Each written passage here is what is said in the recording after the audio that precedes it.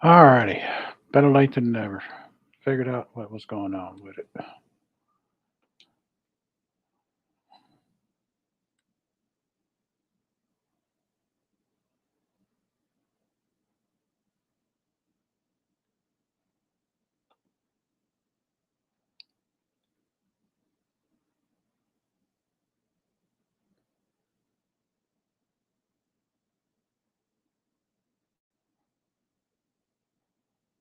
Is it there?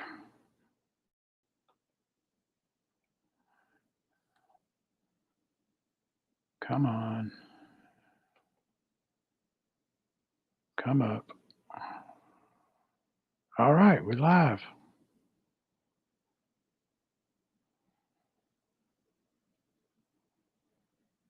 We are live.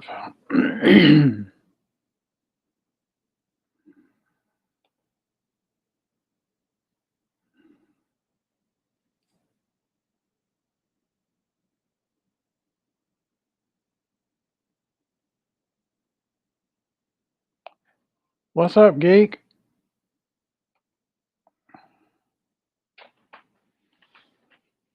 Hi, Marie.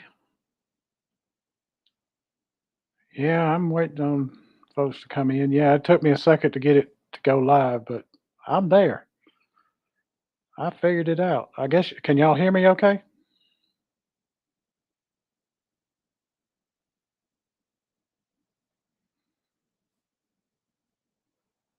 I'm doing good, Joe. How about yourself?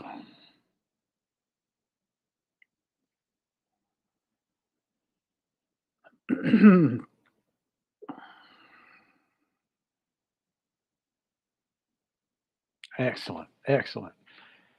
Who says that? I'm a high tech redneck. There you go. Truth of the matter is, I do most stuff through trial and error. More error than trial.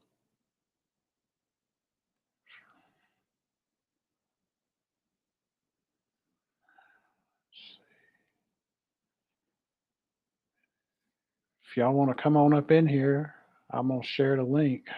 Let's see.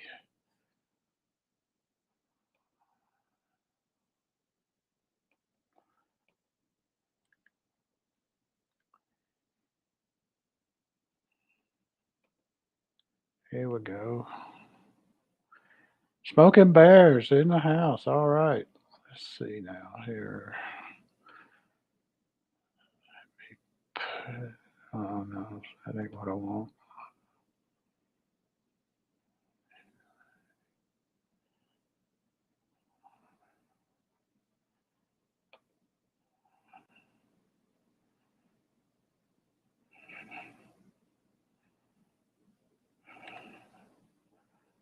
Let's see if I can figure out how to pin that up at the top. Pin it.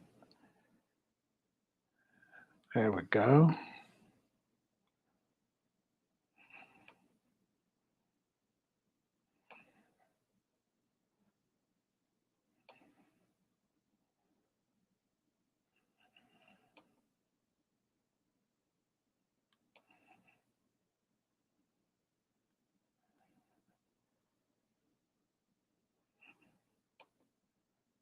Adding some moderators here.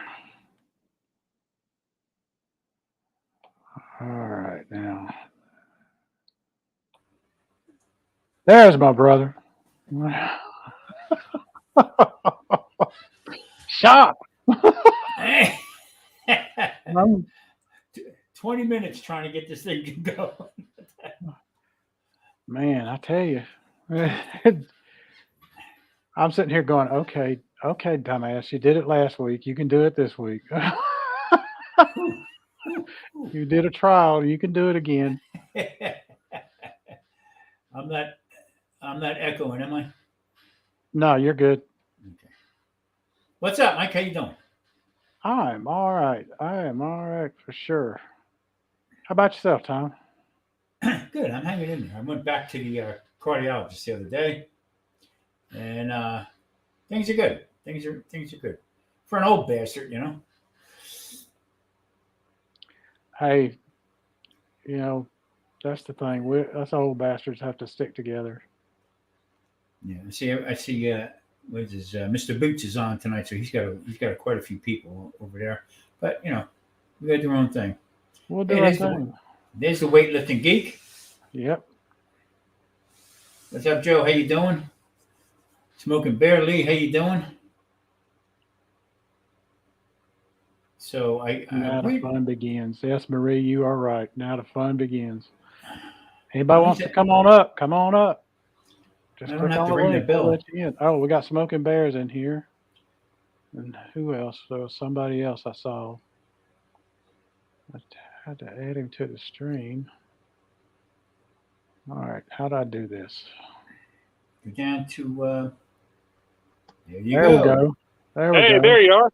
Mr. Yeah, Bear. we got it figured out. I'm playing with this thing trying to figure it out, man. Well, that's all good. It's there's the geek. What's going on? Uh-oh. How you doing? There's Mr. Oh, the Joe. geek is Joe is incognito. Yeah, I'm in the store trying to get something. I had to come out real quick, and I saw you Hello? were live. What's going Well, on, I'm Tom? glad How you you came doing? on. Good, Joe. How you doing? All right. I'm great. Good. How you doing? Hey, Lee, that was a nice shrimp boil you did the other day. Yes, it was. I loved it. Those low country bowls are great. Thank you. Oh, no, I'm good. Have a good one. All right. Man, I'm gonna tell you, YC. Hey, I'm YC. so I'm so happy that Mike is live. I don't know what to do with myself. Hey, I'm gonna try to live up to all that high billing you have. You got me appearing as a comic nightly. Bro, listen. Every time I read your comments, I die laughing. Like, where does he come up with this? It comes from having way too much time on my hands. Ain't nothing wrong with that, bro. Ain't nothing wrong with that at all. I'm Ain't just nothing wrong with that at all. no. What's up, Smoking Bears? How you doing? Hey, how you doing, bub? All right. I don't think I've met you yet, so it's nice to meet you through Mike. Well, it's Yeah, good meeting you, man. he put up. Likewise. Trying to get where we got a big ass storm coming through. Uh-oh. Oh That's boy. no good. No. Yeah, I thought I could sit out here and catch all the good, but it seemed like it's cutting up the Wi-Fi and all that. I think he's from up. I think Lee from Smoking Bears is up there from where somewhere about your area up there in North Carolina. You're from North Carolina, aren't you? I'm in South Carolina. South Carolina. Okay. Yep. Okay. I'm about 30 minutes south of Charlotte. Oh, okay. Okay. Oh, got you. I'm about 30 minutes north of Greenville, North Carolina. So I'm about an hour and a half, 2 hours from Raleigh. Okay. My daughter's up around that way. Oh, that's what's up. Yeah, she's a probation officer up in Washington.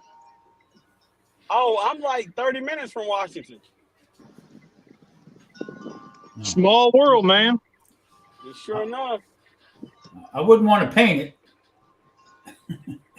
it. I used to live in Clinton. Oh, wow. That's what's up. I know where Clinton is.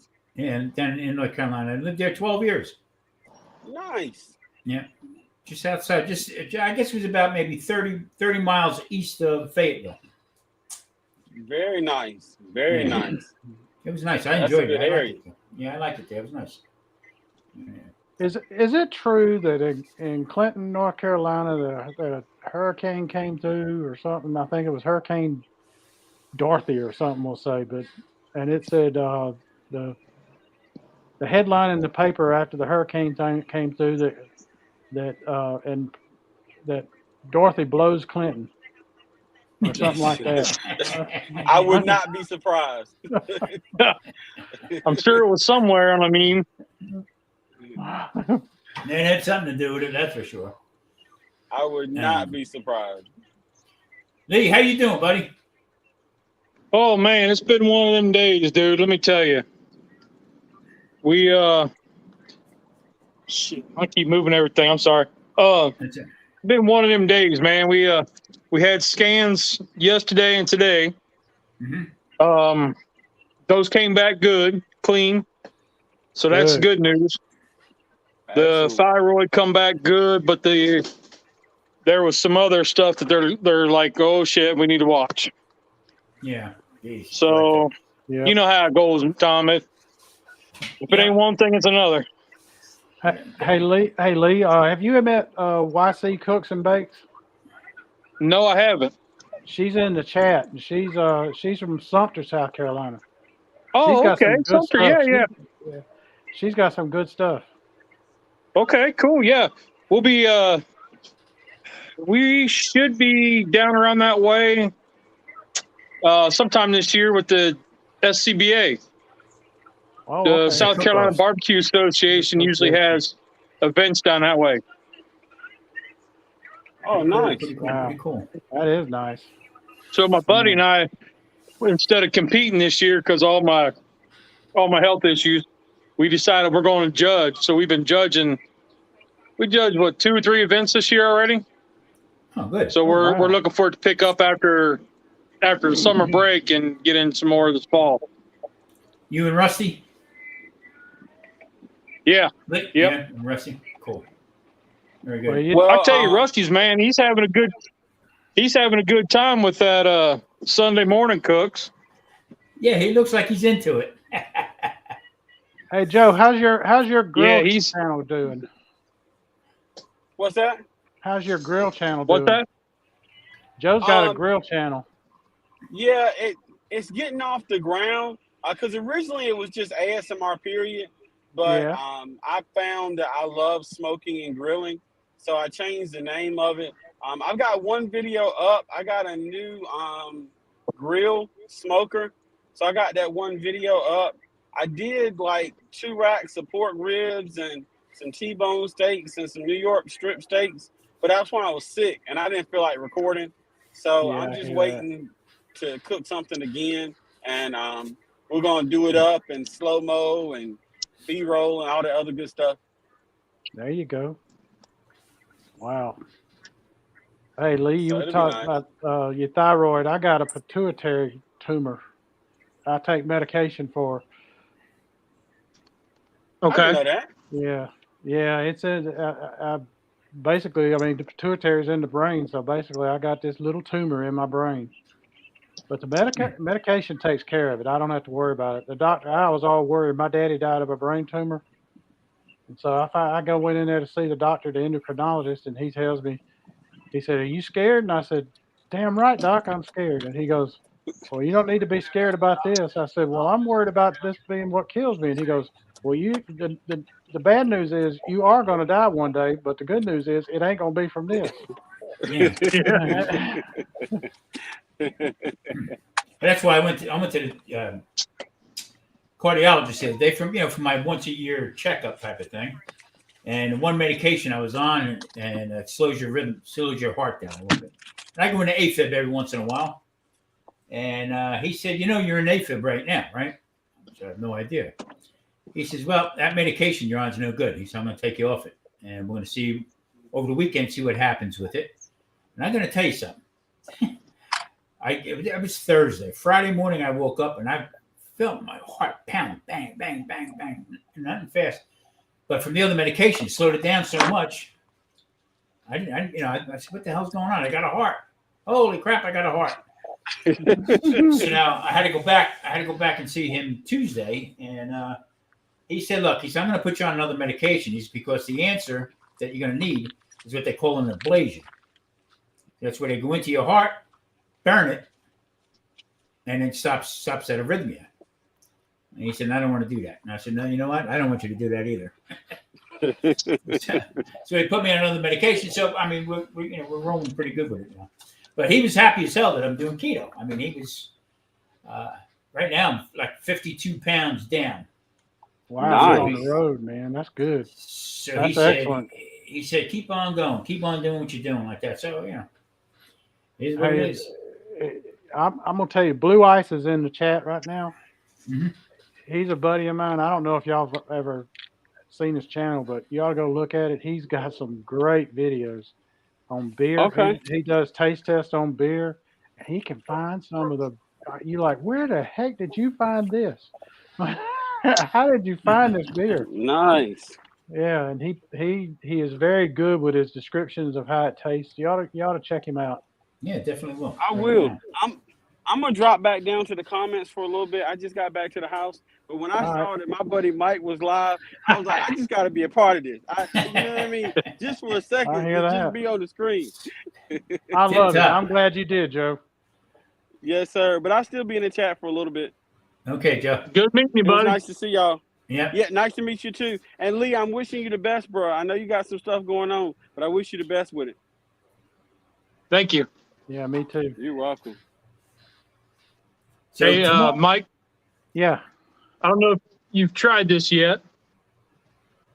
The Heineken Zero. I didn't even know it existed. Yeah.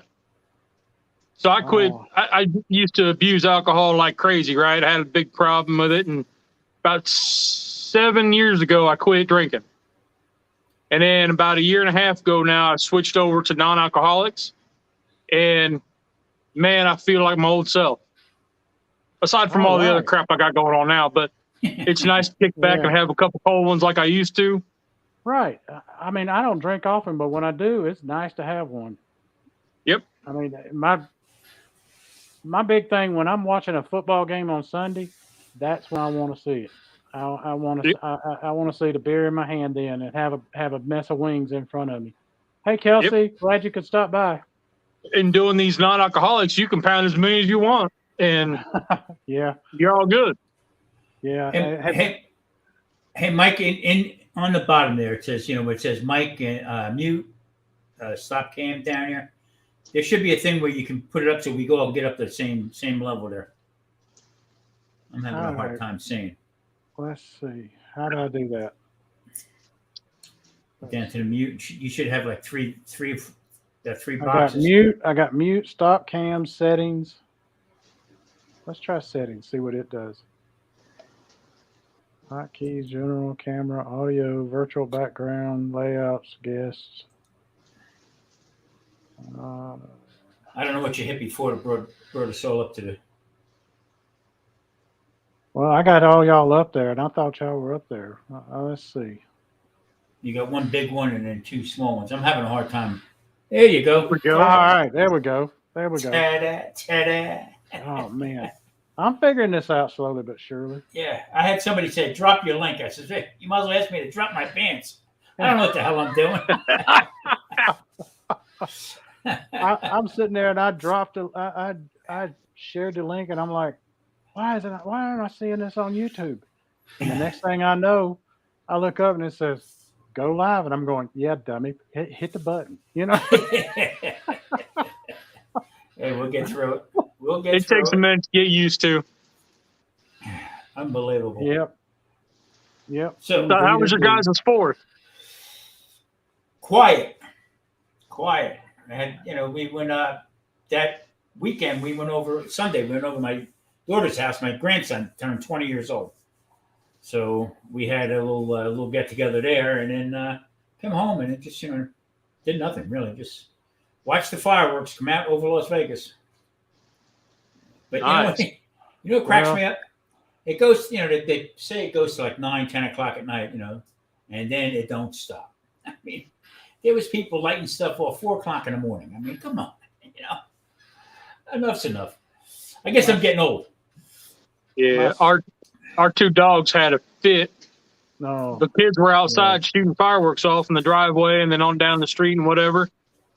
I was upstairs reading my book, and all of a sudden they come in. They said, "You got to come down and see what the dog did." He's a black lab, and I mean, he tore up whatever he could get off the shelf in the kitchen. Oh man. There was cake mix all over the place. They was gonna make cakes for birthday parties or whatever. They had cake mix all over. He tore up the foil, brand new roll of foil, tore it to shreds. Oh man. Brand new paper towel rolls, had big bites out of it, out of the center. I mean, just and he's walking around with toilet paper hanging from his foot. My sister from another Misty, your pal Misty. Hey Misty, she's in the chat, and so 805 Barbecue Junkie. What's up? 805 got it going on tomorrow. Tomorrow's gonna be a busy day. Yes, sir. I'm looking forward to seeing those things. Yeah, if y'all me haven't too. checked out Misty's channel, she does low carb. I don't know if she even classifies herself as keto, but she will do low carb because and she's Yeah, I check her out. she's lost over 100 pounds. She's in the 100-pound group with me. Yeah. Hell yeah. Yeah. She's great. Yeah, She is a great lady. 805, get it That's on awesome. tomorrow. Get it on tomorrow. I guess Get a good night's sleep. I guess they all got to put their videos in by tomorrow, and I guess the voting starts tomorrow. So I think there's 22 people involved in it. It's gonna be good. Yeah, there's a lot of people in on that one. Is it Gorilla Joe's Barbecue putting it on? Yeah. No. No. Smoking Joe. Smoking Joe. That's it. Okay. I knew there was a Joe. Chef, how you doing? Drunken Chef's in. Drunken how you Chef, doing, buddy? Yeah. You know what I like about it? And stuff like that it's for the little guy, for the smaller channels. You know what I'm saying? Yeah. You get in there and show their stuff up. Because I'm going to tell you what, there's a lot of good barbecue channels out there. Really, really are. I mean, these guys put their heart into it. And, hey, mine sometimes. I did probably 3 or 4 videos. I never turned the mic on. In a row. And son of a bitch had, didn't have the knowledge to, overdub it, whatever. So, but I mean, there's a lot of great stuff out there. Yep. I don't have a wrench. Mike, you got to give 805 a wrench. Yeah, I'm working on it. I just gave it to him. You should have it now. And Drunken Chef should have one. Let me give you one, Tom. I think he had one from the last time. I got you one. I gave you one. Okay. Or did I? No. All right. There's you. You got a wrench too now, Tom. Is it a 9/16 or half inch? What is it? Which one? Oh, it's a one of them multifunctional wrenches. Okay. The universal channel lock. Yeah. Yeah, the universal channel lock. So Lee, how you doing with keto? Is it helping you out a little bit? With the cancer and stuff?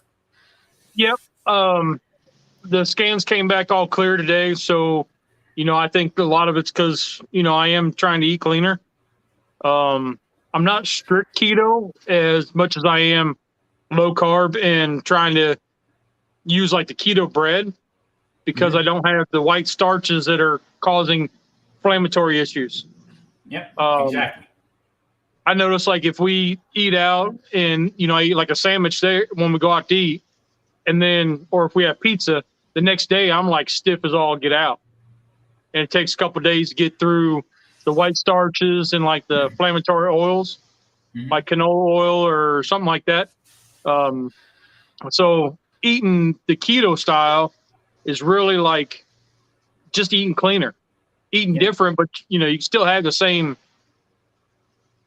bread. I still make a sandwich, but I'm using the keto Arnold bread. And you're like, wow, feels good to have a sandwich again. Oh yeah. I hear that. In eating tacos, I mean, we get the low carb keto style tacos, taco shells. As long as you keep it low throughout, like say throughout the week, you can also turn around and have. I mean, there's no wrong thing to have, like the purple potatoes and stuff like that. Mm-hmm. And you can have them as long as the carb count is down. I mean, people go crazy counting. Oh, I can't have this again. Yeah, you can. Yeah. See, and one thing that like you watch and they do the whole net carbs and all that. I'm also type 2 diabetic. And as my doctor told me about biscuits, diabetes doesn't care. It don't know. It doesn't care about the net carbs. It cares about the carbs. That's what I look at when, it doesn't know. It's just how your body's going to break it down differently. So that's where eating the different style of, like sugars. I like the coconut sugar, which is not keto, but it's a sweet sugar, but it doesn't have a glycemic index, so it doesn't raise your blood sugar. But that's the tricky part with me. Okay, what it does for me is it ruins my gut, my gut bacteria. Okay, and I'll know, you know, we get stomach cramps or whatever, but it affects me the other way, and that's not good with cancer cells. No. Right. So you got to keep your immune system going. So you know what it is. I'm to the point right now with keto where I don't crave anything. I don't crave any sugars. I don't crave any breads, and I'll leave it like that until it does start affecting me that way. Okay. So like when I went to the cardiologist, they're arguing with me about staying on cholesterol medication. My cholesterol is 121. When I started this, it was 230. So on keto, it dropped that much further down. So there's pros and cons to staying on a cholesterol medication. Okay. Well, at your age, if they keep throwing that up there, well, at your age, I'm 67. Okay. So you know what? I'll compromise with it. Okay. I'll take my pill, I'll cut it in half, and I'll use it that way until the next time I go. So you got to keep an open mind with it. You know what I mean? And you know what? Yep. Both you guys know this. It took me 40 years to get to the fat guy syndrome place that I was at. Okay. And in a year's time, I dropped 52 pounds. I am not going to get back to ground zero again. No how, no way. So this is a process that we got to take. So if I have a little barbecue here and there, you know, if I use a little barbecue sauce here and there, I'm good with that. You know, I'm not hard, you know, going to be hardcore. The big thing I found now is like when I use the barbecue sauce, Jeff, I use it very sparingly, almost like a very thin glaze. Yeah. And that's it. I don't crave sauces. Yeah. You know, it took me a while to get through a bottle of Uncle Steve shake or his sauce. Yeah, he sent me out some stuff. I had ordered it, and he assured me that, you know, that it was good to go. And by the way, anybody wants Uncle Steve's stuff, mention my channel, and he'll throw some extra stuff in there. He said, and I wasn't looking for that kind of stuff. I wanted to try different things. I make my own stuff. In fact, I'm waiting on a chef, on Drunken Chef's stuff to come out. He's got 3 items that he's on right now, so I'll check out his site and order it up. I got the jalapeno one coming. Salt, pepper, and jalapeno. Hey, just so you know, we just got back in town, so we're hoping to have those out by Friday, if not beginning of next week for you. Whenever. But they'll be out. Yep. I got no problem with that whatsoever. So trying different stuff, you know what I mean? It's, you know, even people, you got to be careful with this, with, you know, with cornstarch and stuff like that. You got to be careful with cheese. Yep. Yeah. Okay, cheese has the potato starch in it. Potato starch. If it's already grated, and shredded cornstarch and stuff like that. So I mean, it's as long as you get rid of the big stuff, you're good to go. Especially you know, if you've got cancer issues or type 2 or. Hey y'all! If you ever, there's a guy in the chat, Burpee Yoga Uncle. If you ever get a chance to check out his channel, that man is amazing. Some of the physical stuff he can do. He's over 50 or is right at 50, one of the two, but he is amazing. He was on a quest of doing burpees, and he can knock out 1,000 right in front of your eyes doing burpees. Jeez. I'm glad he can. I sit on a couch and I got burpees. Yeah. My burpees are called indigestion. Yeah, exactly. Chef, how was your weekend? Weekend was good. It was long. Went to California and cooked up for the family. And we got back yesterday, and now we're tired as hell. Nothing like a good vacation, right? Right. Yeah, we left out there Saturday and came back yesterday. Took an extra day off of work, so it was fun. It was good times. Did you all set for tomorrow? Say again? You gonna drop your video tomorrow? Yeah, my video is actually set already for Premiere. The thumbnail I have is kind of blurred out right now. As soon as I get to the house, I'm going to change that up.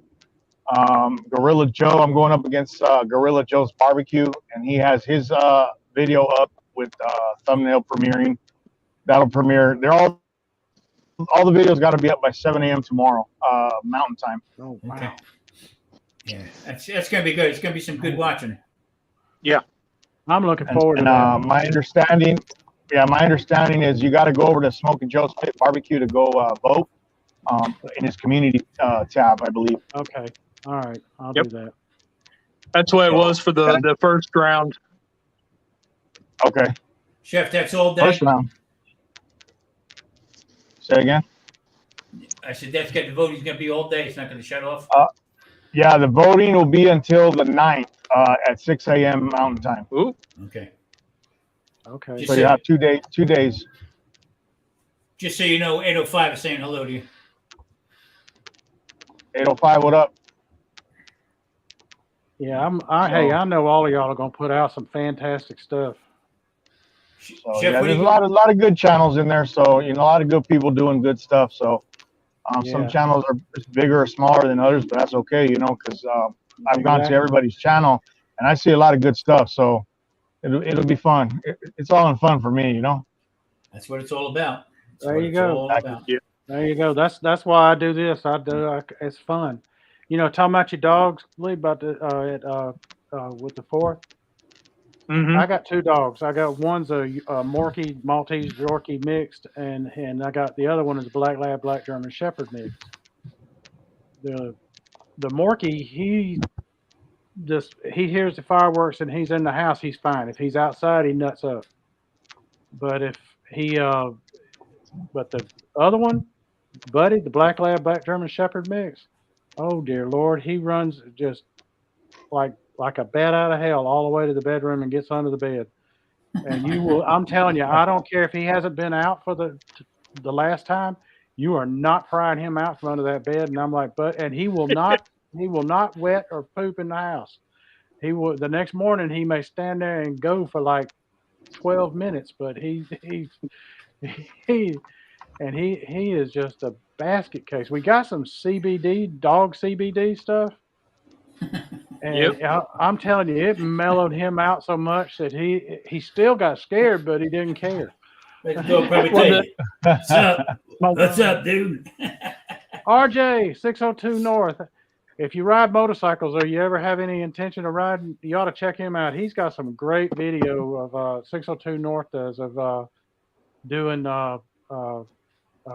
motorcycle rides, and he just got him a new one, an Indian Chieftain, and it's a beautiful bike.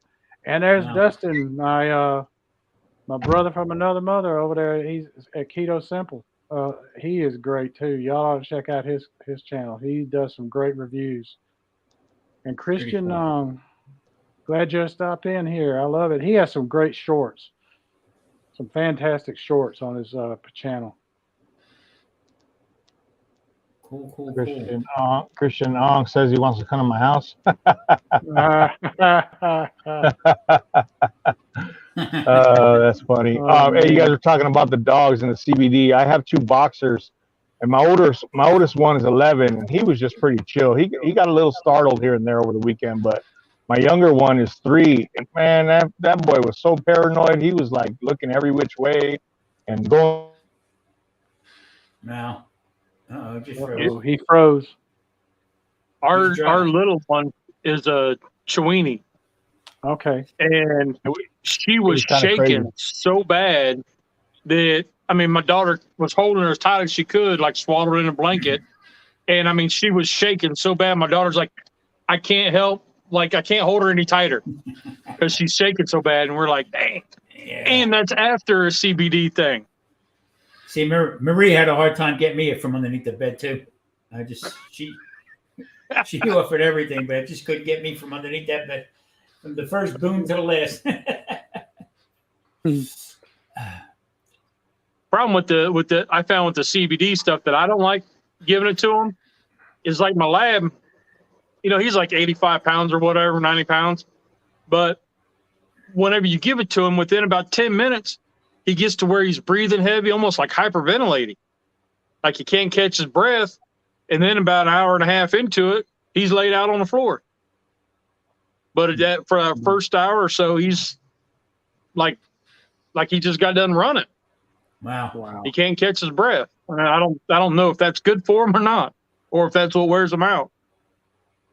Wow. I tell you what, where I live, the lady upstairs has a big pool, She was quiet as hell. I mean, I didn't hear nothing, but everybody else in the neighborhood was going crazy, you know. So I guess one time a year, I guess it's all right, but I don't know what it does to the dog inside. You know what I mean? I mean, after a while, like I said, the older I get, so I'm getting to that point now. Get off my grass, type of thing. Hey, So you live in a condo, right? You ain't got no grass. Yeah, they cut it. I could care less about it. Unless you go to the dispensary, you ain't got no grass. Yeah, exactly. Exactly. Matter of fact, it's funny. All them years I had to hide and this and that. If ever I did smoke pot, whatever. Okay. Now they're calling me. Hey, come on down. We got a sale going on. Get the hell out of here. It's funny as hell. Oh, we got gummies. That's I'm keto. Oh, we got keto gummies. I mean, come on. Nothing's sacred anymore. You know? I love what you said. It said you can buy all the pot you want in Las Vegas, but you can't smoke it anywhere because it's all non-smoking areas in Las Vegas. They opened up one place where you can go. It's almost like a bar, almost like a smoking lounge, I guess it is. And it was pretty funny because they had the TV cameras out there, and you see people walking in, going, walking into the lounge. But hey, I'm glad they got it. It's some semi-legal, some all over the place instead of all the nonsense. I can't do that crap no more. Man. Let's see here. Monday, I may be Friday. the only one. Sheena's Ketovore Homestead. Hey, Sheena, how you doing? Mike, are you subscribed to her? I am. Oh, okay, cool. I am. She's got a great one. Yeah, she does. Yeah, she does. Unless YouTube has kicked me off, there's been 4 channels that I found recently that I was subscribed to. Watch them regularly, and I went over to it, and boom, no subscription on it. I'm down 25. I'm down 25 overnight. I don't know what's going on. And I'm like, what's this? I comment, I watch, I like. Why are you taking my subscription away? I don't get it. You know what? I don't care. I look at it. Hello, how you doing? And I do what I got to do. I like to watch different things at different times of the day. Me too. If I'm not making a video, whatever, and I'll go on and I'll watch somebody's videos, a couple of them at a time, and that I don't watch regular TV anymore. I just don't. I'd rather watch. I mean, a couple people that I do follow with growing tomatoes and stuff with their trout. It's not just here; it's everywhere. That they're having trouble with. So, we went to the supermarket today just to pick up a few items. I tell you what. Hey, Dustin, click the link and come on up with us. I'd love you to join this. Mike, I think you have to put it back up again. But yeah, Dustin says he misses Las Vegas. He misses Las Vegas, and I guess he used to live there. Hi, Derek. Derek's Journey. I'm telling you, he does these step challenge every month, and if you're into walking, or every other month, Derek's Journey, he does a steps challenge, and he's really good at it. He puts up the other videos, and you send him your steps, and he creates teams, and his ability with graphics is amazing. It is amazing what he can do with graphics. I think I did see him a while back. Let's see, wellness minute. So you have your daughter's in college now. She's going to start college in September. Yep. So the oldest one's over in Washington, North Carolina, which is over by Greenville, Myrtle Beach area. The middle one, Pay, is going to be going to Western Carolina starting this fall. We move her in like the middle of August. And then the youngest one will be a senior this year in high school. God, well, I tell you, time flies, buddy. So I just got off the phone this afternoon. When we got home from the doctor's appointments and stuff, the swim coach had called my wife and said, hey, you think he'd be interested in being an assistant coach? Sure, why not? I'm going to be there anyway, Yeah. We've been doing this for 9 years through all the kids. Right. And So she sent me a screenshot where she submitted me as a candidate for her assistant coach. Cool. Oh, wow. Very So good. we've been swim parents for years and years and years. So it's not, coaching is just like the next step up. Yeah. We've done the timing and the judging, the lane turn, stroke and turn judges, and the all that. Now we've done everything but scorekeeping and coaching. So Yeah. last year I get to be I'm going to be a coach. Very good. Very good. Hey, any chance one of them going to go to culinary school? I don't think so. No, I'm just. I've told them before that both of them like to cook when they're stressed. And I think both of them would strive at being like a dietitian because they like seeing how things work and how, eating differently, like what we've been doing with our kind of keto low carb eating. Right. Is you're doing the keto recipes to get away from all the inflammatory stuff. And they're seeing the difference in it and how they feel. Oh, yeah. But then they're like, yeah, but we don't want to do all that. Because they want to be kids. Yeah. Because the medical advice you get is just garbage. Yes. They're drummed in their head what the heck. I keep telling the same story, but I had an endocrinologist put me on insulin. I'm insulin resistant. Almost killed me. Man. I mean, I had somebody tell me there's two types of doctors. Ones that want to prescribe medicines and ones that want surgery. Yeah. They're not interested in anything else because there's no money in it. You know who I got my best advice from? A chiropractor. Yeah, I'm serious. Yep. Yeah. Hey, folks, there's a Frugal Mama is in the chat. Anybody that hadn't checked out Frugal Mama's channel, you ought to, because she's got some great workouts. She is very inspirational. She has some good messages and all. And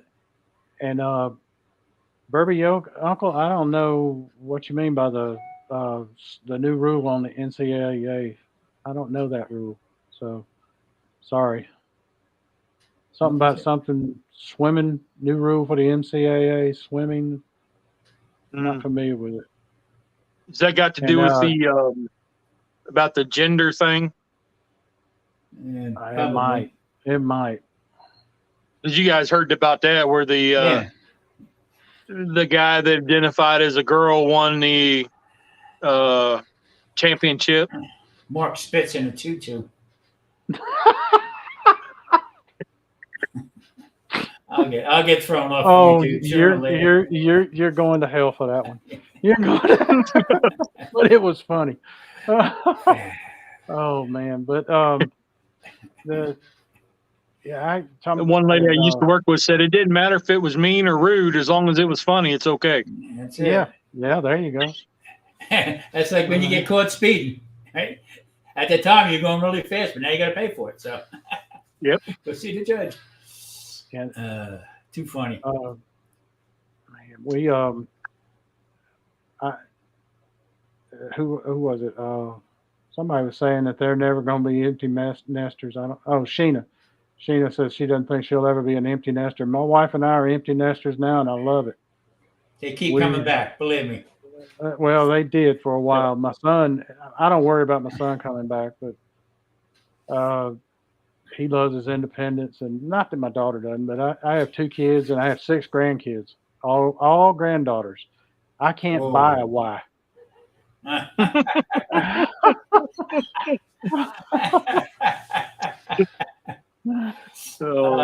My two guys, I mean, one just turned 20. Okay, he's like 3-4 heads over me, and the little guy is going to be He's 13, on his way to 14 in December, and he's like a head and a half over me.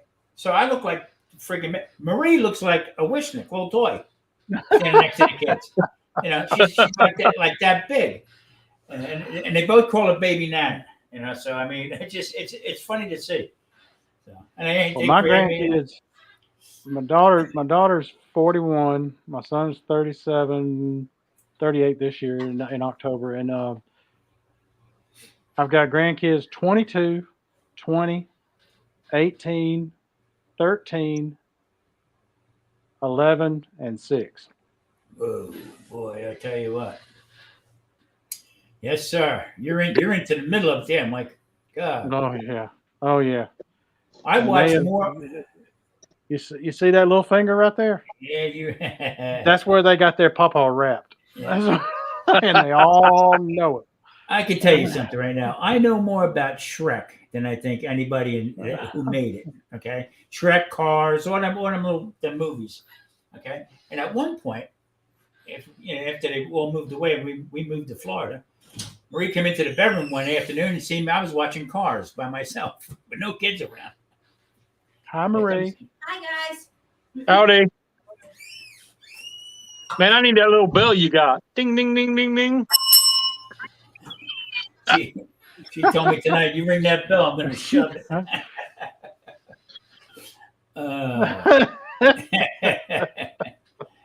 We have the biggest tune on the dudes.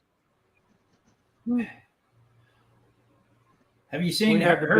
We have the biggest time on the dude's chicken and kitchen and grill when he does his live, and he'll ring that bell. We all die laughing when he does it because we know he's finna get beat upside the head.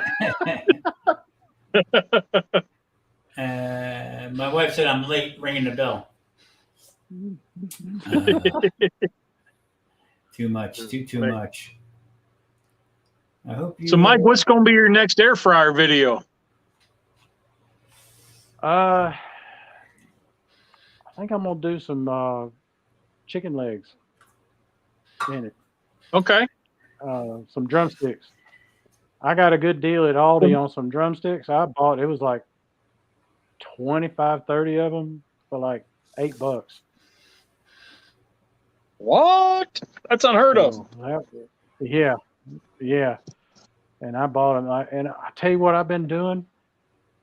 Going to Kroger, and I think they call it Smith's out there where you are, Tom. And they same store, but but they had this little section in the meat department where they had the reduced price meat, and it's still good. It's just that it's going to expire that day or the next day. They're sell by date, and if you get it home and get it in the freezer, you're good. You're good as gold. Yep. And then pull it out when you're ready to eat it. And I've got a video coming out tomorrow on hey, and Dustin, I got you a shout out in this video coming out tomorrow at Keto Simple. Because I agree with you on an assessment. This is I got the perfect keto mac and cheese to try, and I'm making a cheesy beefaroni with it, using it to make a cheesy beefaroni. Now, if you're doing total carbs, it's not for you. If you're doing net carbs, you could work it in. And the ingredients, they're not the cleanest in the world, but they really aren't as bad as a lot of the other stuff. See, there again, with I do total carbs. Okay, I don't see the point of me trying to figure something out between what is it between the sugar and what's the other stuff, Mike? The sugar, the alcohol, sugar, and the fiber. And the fiber. I mean, that to me, fiber doesn't work all the time for anybody. So, but my point is, rather than trying to walk that tightrope, okay, total carbs I would go with. But now, what you're going to make tomorrow, it's maybe not that clean as far as for total carbs, but one day a week is not going to kill you. Right. You know what I'm it's saying? all in moderation. Yeah. Right, and that's the thing. I don't do this that often. I won't eat this that often, but I got it to one day, maybe once a month, have it just to throw it in there and just to get something different, because I here's what I look at. If you just take note cards and write 1 through 365 on there, and lay them out in front of you on a table, and just lay them out, fan them out, 1 through 365, and pick up one and say, this is one day, and I cheated on this day. Now, people will dwell on that cheat. They will dwell on it till the cows come home and think that they have just, I've screwed everything up. Okay, it was one day. That is like, that's less than a 1/3 of a percent of the whole year, Yeah. and you're going to tear yourself up over like Exactly. 0.27%. For 0.27 of 1% of the year, you're going to tear yourself up. Yeah. I mean, they told me no nuts. Stay away from the nuts. Okay. Absolutely no nuts. Well, for a while there, I'm watching all the other videos, and I'm using almond flour and coconut flour. Mm-hmm. Well, and then I dug into it. I felt like crap. I dug into it a little bit. So when they tell you to eat a handful of almonds, okay, that's usually about 22 almonds. They figure it out. Okay. So when you make something, you're making bread or pot, whatever you're making that you use an almond flour, okay, and a half a cup, that's 97 almonds in there. So you're well over what you're supposed to be using. You know what I mean? So, but once in a while, it's not going to hurt you. I mean, I'm sorry, but it's not. Like today, that town too. No, I mean, I don't call them. Shante, he made a sandwich with keto bread he got from Aldi's, okay? And he's been doing this a couple of years now, and he's lost a lot of weight. But he said, I'm going to have the sandwich, and it's okay. And I told him, I said, you know what? I said, that's great. But if I did it, okay, that would send me directly to the bakery. All right? I'll take 6 of them, give me a dozen of them, this and that. That's how much of a bread hound I was.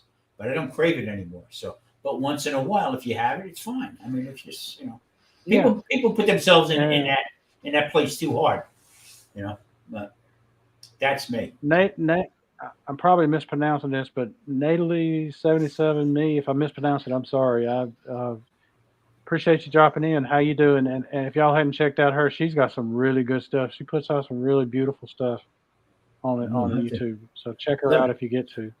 Let a new people. But I don't call them cheat days. I call them reward days, because I'm rewarding the fact that I have been doing really good. Now, my problem is I lost 100 pounds in the first year, and I've been doing this since May of 2018. So we're over 4 years in. I'm at 110 pounds lost now, and I was stalled from that first year till about 1st of December last year. Since the 1st of December last year, I've lost 10 more pounds.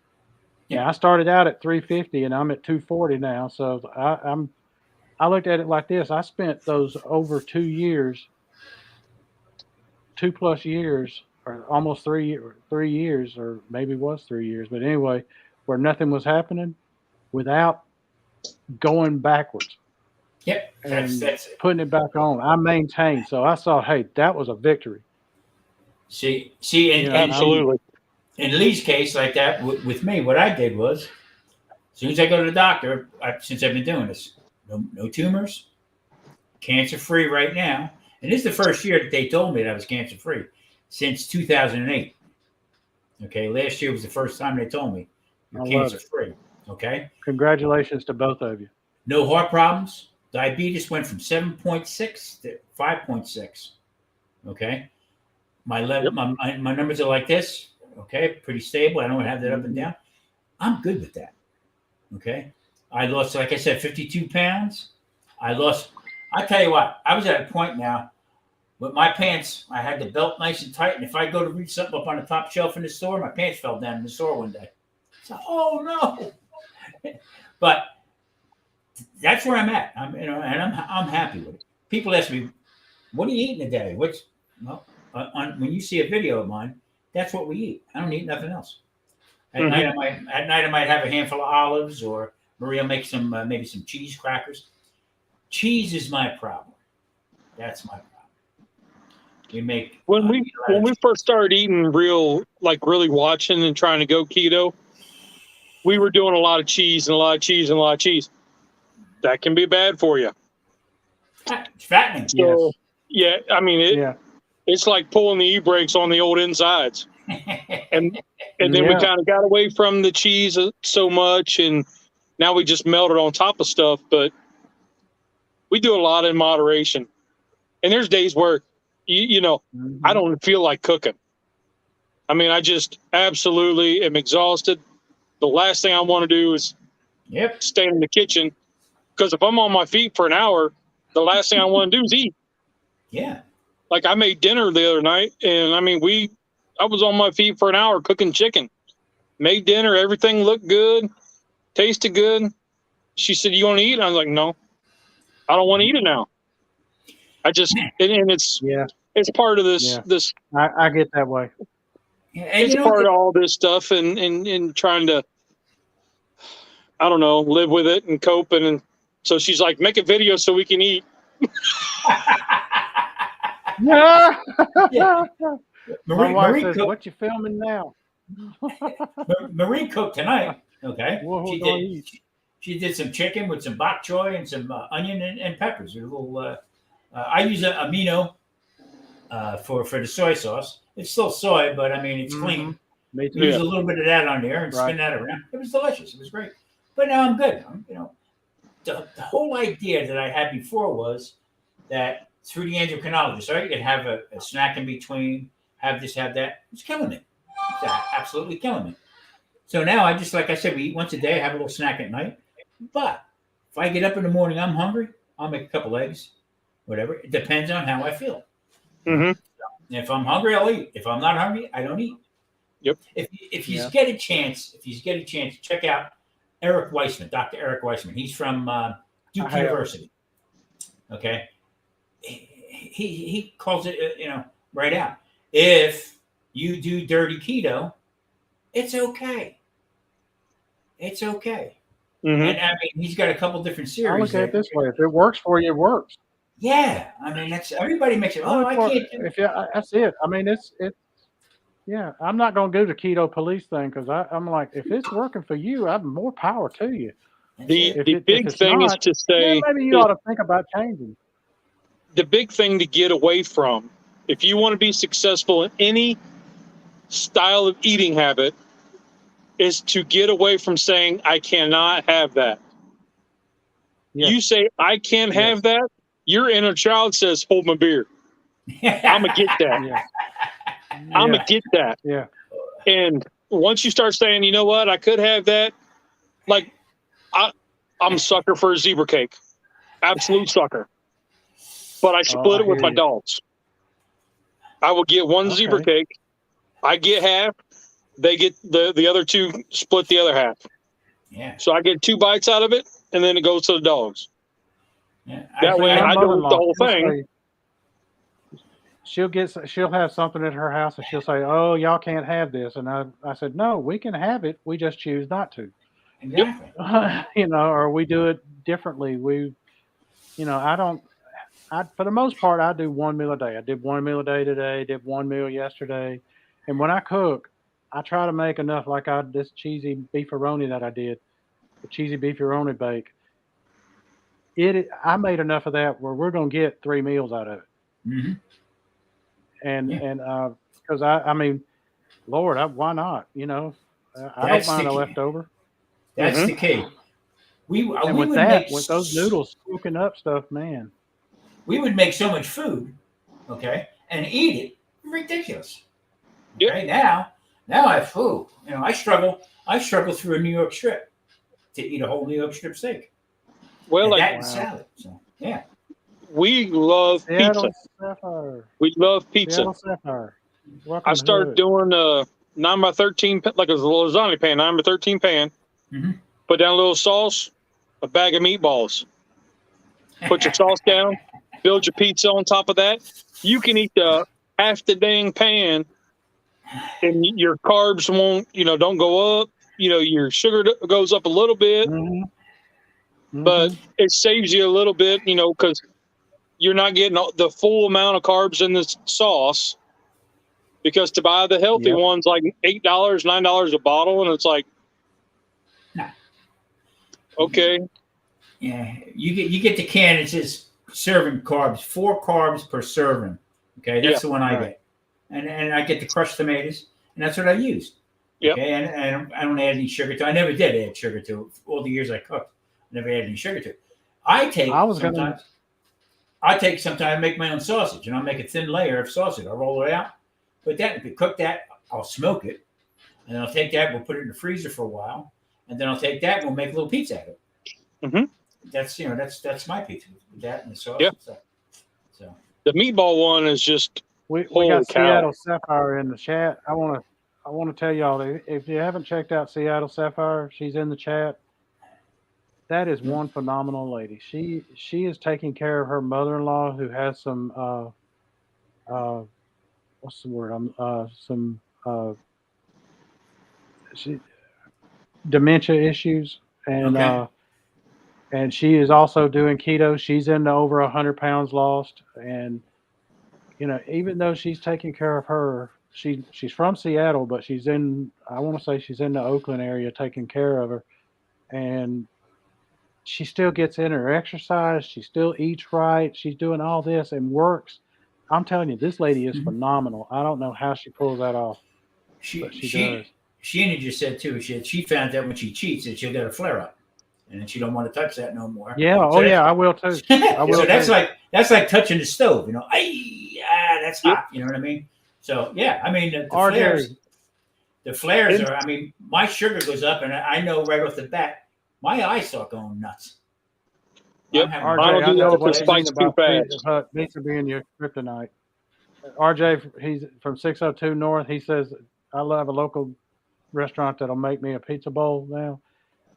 He says that's his kryptonite pizza. I know that feeling. I could eat pizza 3 times a day. I was making pizza 3 times a week here in the house from scratch. Everything I do is from scratch. And it's thrown up in the air, the whole 9 yards down. It's killing me. It's killing me. If you've got a Marco's pizza in your area, they will do a pizza bowl, and it is outstanding. Oh, we love Marco's. And that pizza bowl they've got is wonderful. Now I'm going to try my hand at making my own. I haven't done that yet. I'm actually going to want to do. I'm going to make a video of it.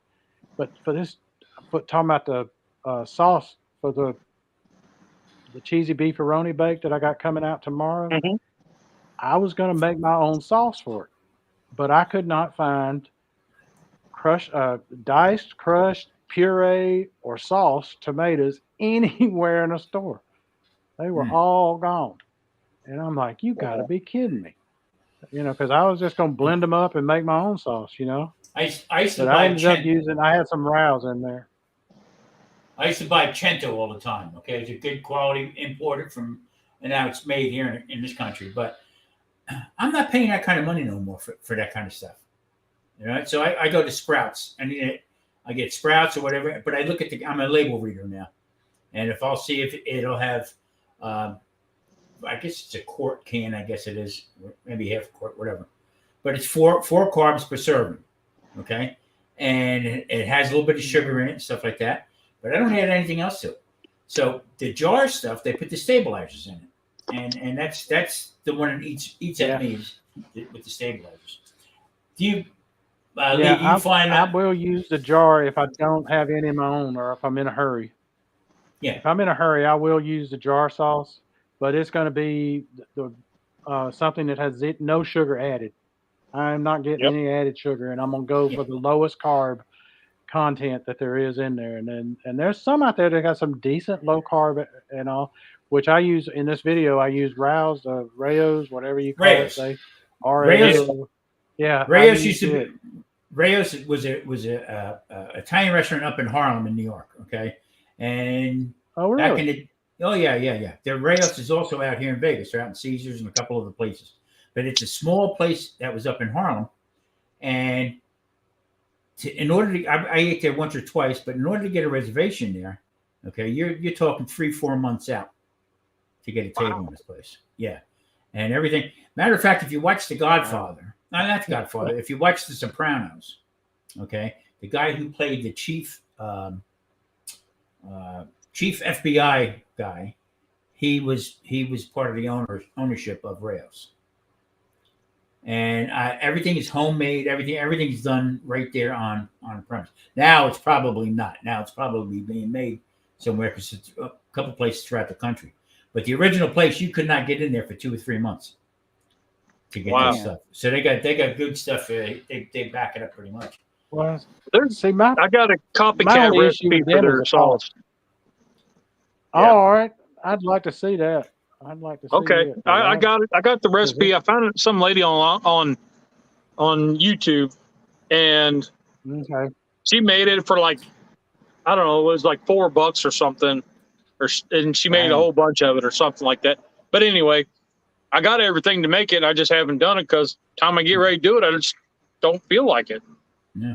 And as far as clean, as the sauces on the market, their product is really about the cleanest you're going to find. Exactly. And my only complaint with it is the cost. Because Yeah. that's why I'll buy it at Costco. When I'm going to buy it, I'll try to keep a jar or two on hand, simply because there may be a night where I want to make something that has a sauce, and I know, and I don't have the stuff, and I'll throw it in there, just as an emergency type thing. This one's probably been in the cabinet for 3 or 4 months. From back in the day, I used to make all my own sauces, and I worked under an Italian chef who actually trained from Italy, and he puts butter in his sauce. No sugar. Really? He puts butter in it. Butter takes the acidity away from the tomato. And what happens is when you cook it, break it down into with the butter fats and stuff in there, it takes the acidity away. But what I do at home here is I make my own, and then I freeze it. I'll take it and I'll put it in a Ziploc bag, and Marie makes it flat. Okay, you got to understand, I'm married to an Italian. Okay, and everything she does is done a certain way. I mean, Marie used to make her own noodles, her own macaroni. Okay, Dang. from scratch. Oh yeah, that's why I was 2 pounds shy of freaking 300 pounds. But Italian cheesecake to die for, naturally. But my point is, I make the tomato sauce, all right, and mine is quick, 1, 2, 3, all right. No cooking it for hours and stuff like that. It doesn't need it, all right. And then what we'll do is I'll take it and I'll break it what I need. So if we're gonna make something with a little pizza, or if I use egg life wraps and I cut them into the macaroni or whatever, that's what I use. I'll break up a little piece of it like that and use it that way. So you're not wasting a whole big bag or a pot of sauce. You know what I'm saying? So I do it that way. So I have it on hand, and it's real easy to do. I mean, people go to extremes. People make things hard on themselves when they're cooking. It should be 1, 2, 3, easy. It's not a big deal. Don't complicate it. Don't complicate it. There's no need to. Just Seattle Sapphire. Aretha says for the first few years she couldn't cheat, and she would because it would derail her for weeks, and then now if she does anything, she'll do it one meal, which is what I do about once a month, not a day. And that's the thing. Just let it be one and done. One meal. She hit the nail on the head. These people. I don't understand folks who say, "Oh, I have a cheat meal every week," and I'm like, what's the point? Why do you plan it? Why are you planning it? Why are you planning it? Let it, just let it happen natural. Some lady here, Halloween, she left candy on the door. I looked at Maria. I said, "Why are they testing me? Why are they trying to push my buttons?" They are mocking me. This hashtag, the cheesy beefaroni is part of a hashtag challenge or collaboration, I guess is a better word for it, that Jim's Kitchen is doing. And it's hashtag macaroni mania for National Macaroni Day. When is that? Tomorrow. You got to release it tomorrow. So, and he said, whatever you're using for the pasta, you're good. It doesn't matter what it is. So if you want to throw together one using your the egg life, because you are the master of the egg life noodle. I'm going to tell you something. That I hated them. I could not stand them. Okay, but I made home the manigot. I made that's the stuff with the cheese, with the regatta cheese and all the stuff in there, and I made it, rolled it, put it in with a little bit of sauce on it, and I had the Italian staring at me. Okay, as I'm making this, tuck it over here. Oh, do that. I said, "Would you leave me alone, please?" So right away, after we brought it out, we tasted it, and she said, "Hey, it's okay, it's all right." Well, what? Because it's not yours. It's not good like yours are. Okay. Oh, that's funny. When I make something, I'm one and done. I'll have it the first time, and then the next day I don't want it. I don't no part of it. Well, the next day she comes in, she says to me, "Oh my God, this is good." Second day, this is very good. I said, "Well, when you make your stuff, it's made just with egg, really, egg and a little bit of flour." So it worked out. So the next time I made it, and I kept doing it, and I started liking it. So then I made a little Oriental dish, and I took it and I put it in the wok. A little bit of hot oil, and some sesame seeds on it and stuff like that. Flipped it around. That came out even better. So now, matter of fact, if anybody goes to Egg Life Wraps and look up, just type in Egg Life Wraps, you're going to see me and Mike with quite a few videos up there about Egg Life. Yep. We're not getting paid for it. Yep. Egg Life, we're not getting paid for it. And if they just promote us, I'd be happy. My one video just hit 6,020 on that one. Wow! I think I'm around 800 on one of my Egg Life videos. It's weird. I put up the same video I put up yesterday on day before yesterday, maybe on the Boston Butt. I did it in the slow cooker. I put up a short for it, and the same one, I've got 200 or 300 views on TikTok. I've got I can't figure TikTok maybe out. 300 or 400 views on maybe 300 or 400 views as a short on YouTube. Just before I went on the air on Instagram, I got 12,000 views on that one video, one little short. Wow! And and I'm like, wow, the same thing. Why is it killing it? And the same hashtags on all of them. It's crazy. It's nuts. Hey, Alan, how you doing, Alan? Hey, Alan. It's Awesome Keto World. He's in here. Have you guys tried the palmini noodles? No, I have. I like them. about that. I like them. They're made from the hearts of palm. Yep, they're good. I like them. I used to use that. I used to use that in the stuffing, but I'm seeing that now. What's her name? Was it Natalie 77? Yes. She's Cuban Italian. She's Cuban Italian. I hope she don't make mystery stories because I'd never sleep. She said she likes the palm noodles. I was born in Cuba. Trumpet Master, how you I doing, was buddy? born to an American father. Hey, Trumpet. I was born to an American father and an Australian mother in Cuba. So, well, boy, I tell you what, you were off course, weren't you? Yeah. Holy crap! I said make a left. Yeah, but I'm glad you can stop by, Trumpet Master. If y'all haven't checked his channel out, he puts some greatest music up with his channel. What are you mouthing? He's up tomorrow. He's up tomorrow too in the barbecue thing.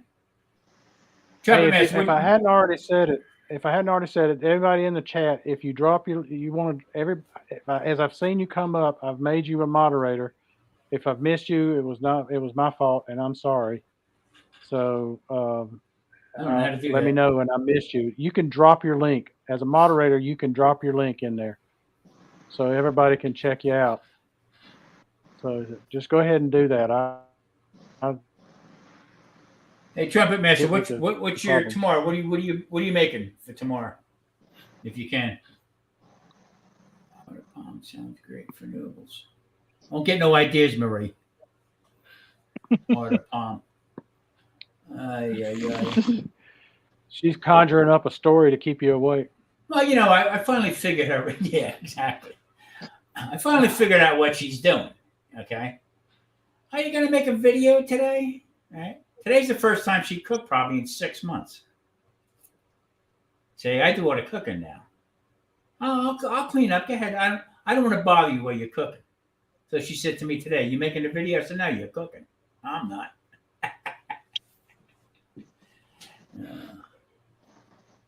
I loved how on this Pork ribs. Okay, barbecue good. thing Pork that ribs. they're starting tomorrow, that they've got a category. Each one of the teams has that, or each one of the people competing against the other person, they have something that they're both making. They have to, like, one set's doing pork ribs, one's doing steak, one's doing this and that, brisket. I mean, I love that because you'll get to see two different kinds and how they make it. Yeah. That was the thing about that meatloaf, that The collab, thing, yeah. that don't let you meatloaf, the hashtag. Yeah. Man, who knew you could make meatloaf so many different ways? Yeah. And that one surprised me because you're watching all these and they're all different recipes. I can personally say I haven't made 5 meatloafs in 25 years. Easily. Because my wife went to make it one time and I told her it's good, but it's not like mom's. Everybody. And that right there killed meatloaf Yeah. in our house.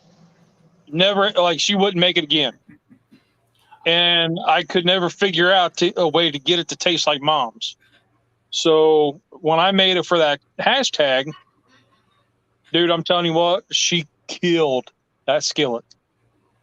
Wow. And fortunately, I had a second skillet in the oven while I was shooting that video. And she got up the next day and heated that up. And I was sitting in the living room. I was like, man, what is that smell? That smells wonderful. I walk in there and she's eating the meatloaf.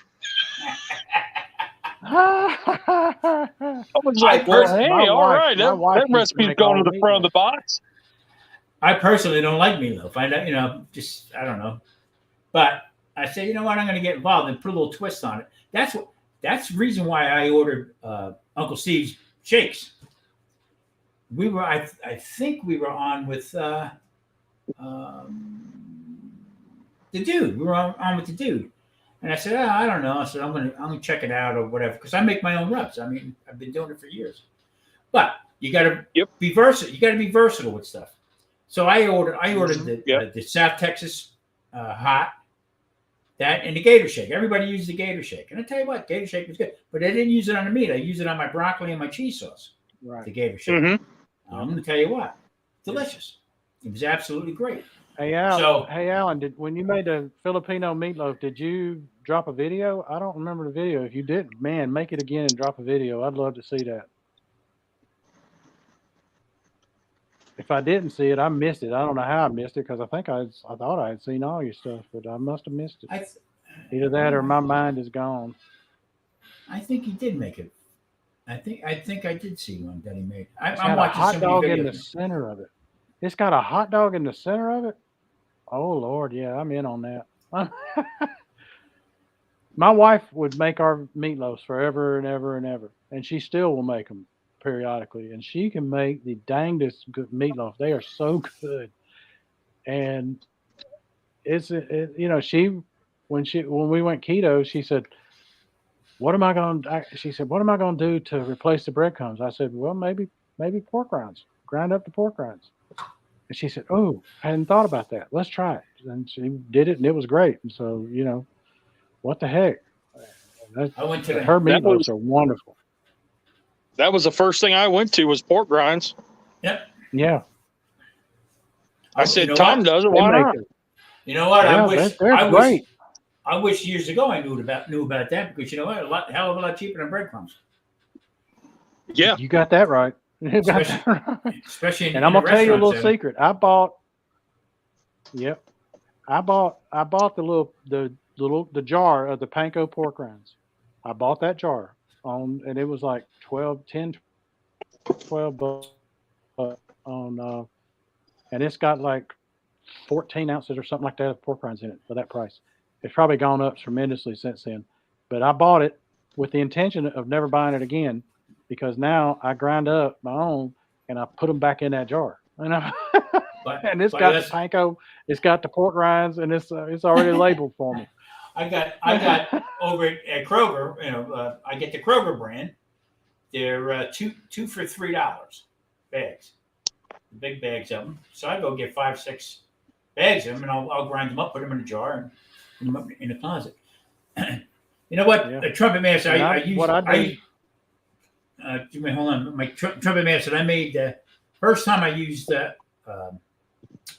Uncle Steve shakes and stuff like that. I didn't use a lot of it. I used just a little bit on there and stuff like that. I tell you what, good stuff. Really is good stuff. Yeah, we really like it. Pay's a big fan of Uncle Steve's. I like the thick meat. She likes the Lucky, and otherwise, those are probably the favorite ones. Yeah, and the wife's not a big fan of them, so she's like, I don't know. Because it's just something about it. And I was like, hey, whatever, you know. He assured me that no sugar in it, and I understand it's got the cornstarch and stuff like that. I mean, and it's got it's minimal. Sweetened with jalapeno, or not jalapeno, with honey powder. Yeah, that's on the one. I didn't get. Oh yeah. Yeah, I didn't get that one. Now I'm also waiting on. Also waiting on Daddy Dutch. He's sending me out the last 2 jars he had of shakers of. He made this hot stuff and he sent it to my neighbor. They were friends, and she brought it over to me. She said, "Oh, this stuff is hot." I like hot stuff. Not a lot of it, but I like that that little flair to it. And what I did was I took that stuff that Daddy Dutch made, and I made it into a blackening season. And I'll use it on my fish and stuff like that. And I said to him, and by the way, do you have it? And he says, yeah, matter of fact, I do. So I'm waiting for him to send me Didn't you put it on some shrimp? Didn't you put it on some shrimp? Yeah. In a video? Yep, sure did. See, my wife can't eat spicy stuff. I mean, canned Hormel chili will put her in a sweat. But I like spicy. I don't like you. I don't want it to be overwhelmed. I want it to be an enhancement. I don't want the spiciness to be what just is the entire thing I'm eating. I want it to enhance what I'm eating. So I have to add it after I cook it if I want it. So rarely do I add it anymore because it's just, it's not the same if you add it after you cook it. Yeah, for years I used to make my own. Matter of fact, many, many years ago, I was in New Orleans and I met K-Paul, right? Paul Perdone. Belt Loop is in the house. Belt Loop. And in his place down there, he would make your blackened steak. He did it on prime rib.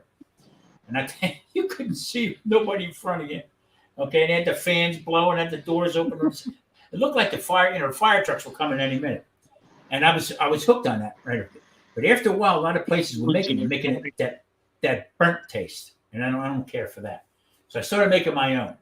And I liked it, but I liked not so much on the beef, but I liked it more or less on the fish. So it was a little bit more red, had a little bit more paprika, a little more cayenne in it that way. But it was good stuff. But then after a while, I couldn't handle the hot no more. I just couldn't do it. But now, I don't know, I'm getting old now. All of a sudden now, I like that hot stuff. I mean, for me to eat a pepper, hot habanero, something like that, that's crazy. But I mean, for shakes. I can easily handle habaneros, poblano, jalapenos. Those don't give me problems. But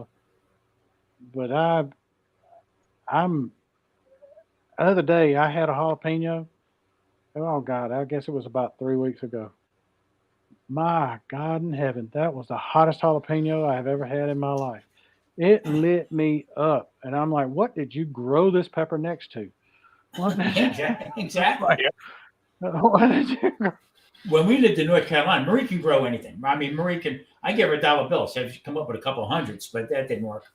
But she could take anything from seeds and stuff from the store. I mean, we got on my balcony, I got tomatoes growing from tomatoes that she just cleaned out. But in North Carolina, I had everything like not in boxes, but the way I cut the granite was in boxes. And we put the tomatoes and the peppers, same spot. So down a little bit further, the last row, I put habaneros in. Well, I tell you what, the sweet bell peppers, the red bell peppers, you couldn't eat them. That's how hot they were. Yeah. So, they'll cross over. They'll do it in a heartbeat, and you can make it do it with a tomato also. Holy crap! Unbelievable. Belt Loop, how you doing, buddy? We did one of the barbecue competitions. We did jalapeno poppers as a anything category, and so the way they do it is Friday nights is anything but pulled pork, and you have to have enough to serve 200 people. And then they'll have a group of judges come around and they try your sample. Then they rate it on, the smoke, the taste, all that stuff. Well, I had one lady was like, I can't stand hot stuff. This jalapeno is going to tear me up. And I was like, no, ma'am. Yep. I said, I guarantee you will not. She's like, how are you going to do that? I said, trust me. The process that I go through to clean these jalapenos, we pull out all the veins, all the ribs, and then I rinse them to get all that capsaicin out of there before I even do anything with it. And she was like real nervous, and I was watching her eat it, and she was like shaking. Like, I don't know. She took a bite, and then she started shaking her head, and she was like, oh, wow. She looked back. Her eyes were big, and she's like, that was awesome. I was like, yeah, baby. Yeah. I mean, it's now Belt Loop, he'll appreciate this because he's still in law enforcement and I was actually an instructor on pepper spray, doing the pepper spray. And man, I've had so many hits with pepper spray, it's not even funny. And the first time I got hit with it, it was it took about 20 minutes to get over it. Now I get hit with it. I've been hit so many times. I just go over, rinse my face off, and I'm good. And because it's I've never understood, but they have a requirement. If you're going to nowadays, you've got to carry pepper spray because it's a less than lethal weapon that you got to have the option among with others, and so you don't automatically have to go to the firearm. But anyway, one of the requirements when you get certified to carry pepper spray, he said it took him a lot longer than 20 minutes. And it sucks. Yeah, it sucks. You're right there. But you have to take a hit with it in order to get certified to carry it. You have to get hit with it, and I mean, it's just not hit it and go clean up. You got to be able to perform some kind of function after getting hit with it. Yeah. Is that a function? Yeah. My oldest daughter was going through academy training so she could go into probation, and she had to go through that. She got hit with it. Did she ever? Found out she's allergic. That's how she found out she's allergic to it. Back in the day, we wow.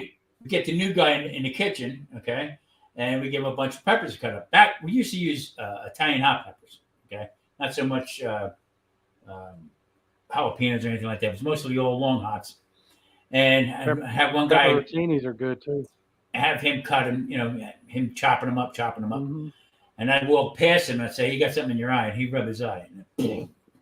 Oh Lord. My brother looked at me and said, "Why would you do that?" I said, "You got to learn. Put gloves on. When you're cutting with peppers, got to put, even with an onion. If you're cutting, we would go through a 30-pound bag of onions every night. Have to cut them up, okay? Even with an onion, make you cry the whole bit. I give this guy this dullest knife I could find. There, start cutting them up. He'd be crying. What are you crying about? You know what I mean? It's yeah. Yeah, I was learned the also hard way. I'm certified to carry the taser, and geez, Mike, you could have come to work for me in the kitchen. The taser is yeah, but I had the taser, and I swore if anybody tried to hit me with that again, I was going to kill them. Because that was the worst thing I have ever been through. I'm like, why do I have to get hit with this? Why do I have to get hit with the pepper spray? I'm a firearms instructor too. I use of force instructor, all that 9 yards. And I'm like, why do I have to get hit with the pepper spray, take the jolt from the taser in order to be able to carry it? I don't have to get shot to carry a gun. Why do I got to get hit with that? That's the truth. Yep. That's the truth. Anyway. Belu, are you taser certified? We just found out that my middle daughter just bought a taser so she could take it with her to college because she's like, hey, whatever. You're up in the middle of nowhere. Why not? And the campus police are actual county police officers. So they're not like rent-a-cops. Yes. They are actual county police officers. And they said, if you get caught with a taser, it's the same as having a gun. It's illegal. It's considered a weapon. Wow. And we were like, well, Man. okay. He said, you can have pepper spray, but just make sure that it's in date, because there's times where they'll have the pepper spray and the kids will go to use it and it's out of date. So the aerosol propellant is what goes bad. That's what dies in it. Right. And if that's out of date, it'll just run right down onto their hands, and then their hands are on fire and they can't figure out what to do. You know, with OC, I've seen a guy one day take it and spray it in his mouth. I'm like, you're nuts. Did he ask for nachos? Did he want nachos with that? Yeah, but he did it. I couldn't believe it. I'm like, no way. Nope. And I'm like, that has to be something in there. That propellant can't be good for you. No.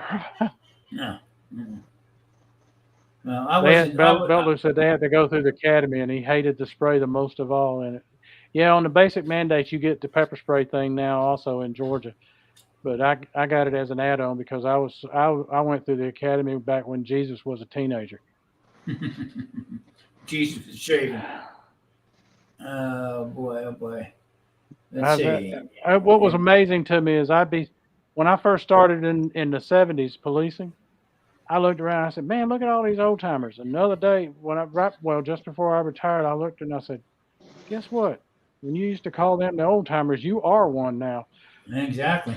805, you still in here? 805, what's your cook tomorrow? What are you making?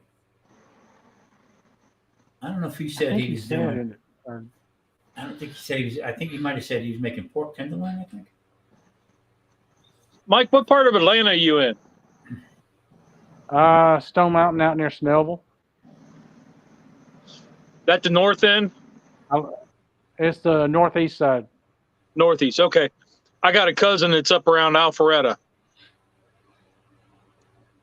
In Marietta. Yeah, that's going up 400. Yeah. Yep. Well, you got a sister-in-law in Ackworth, right, Tom? Yeah, in Ackworth. Yep. And then I got another cousin. Pork tenderloin. Okay, that's what I thought it was. We got another cousin down in Noonan. They're on opposite ends of the town. Yeah. And the one in Noonan got us tickets to the an Atlanta the soccer team. United. United. Yeah. Yeah. Wow, we were box seats right down on the field. Yeah. That was awesome. How big was the crowd that night? It was probably about 3/4 full. Day. It was about 3/4 full. They have it'll hold like 70,000 people for soccer or 75,000 for soccer. And the United has the top 10 records for attendance. United's got like 7 or 8 of them. Wow. For it. And the city has gotten behind them big time. Big time. Yeah, I live in the shadow of Stone Mountain. And shadow of Stone Mountain. Okay. The only good thing about living in the shadow of Stone Mountain is the fact that there is when bad storms come through, we'll get hit with the wind and the rain and whatnot like that. But tornadoes and such like that, they don't come to where I'm at because the mountain kind of shields it. Because it would be in direct line with them coming toward me. So it's protected us. At least that's what we believe, because there'll be all around us, there'll be tornadoes, but there won't be one here. Right.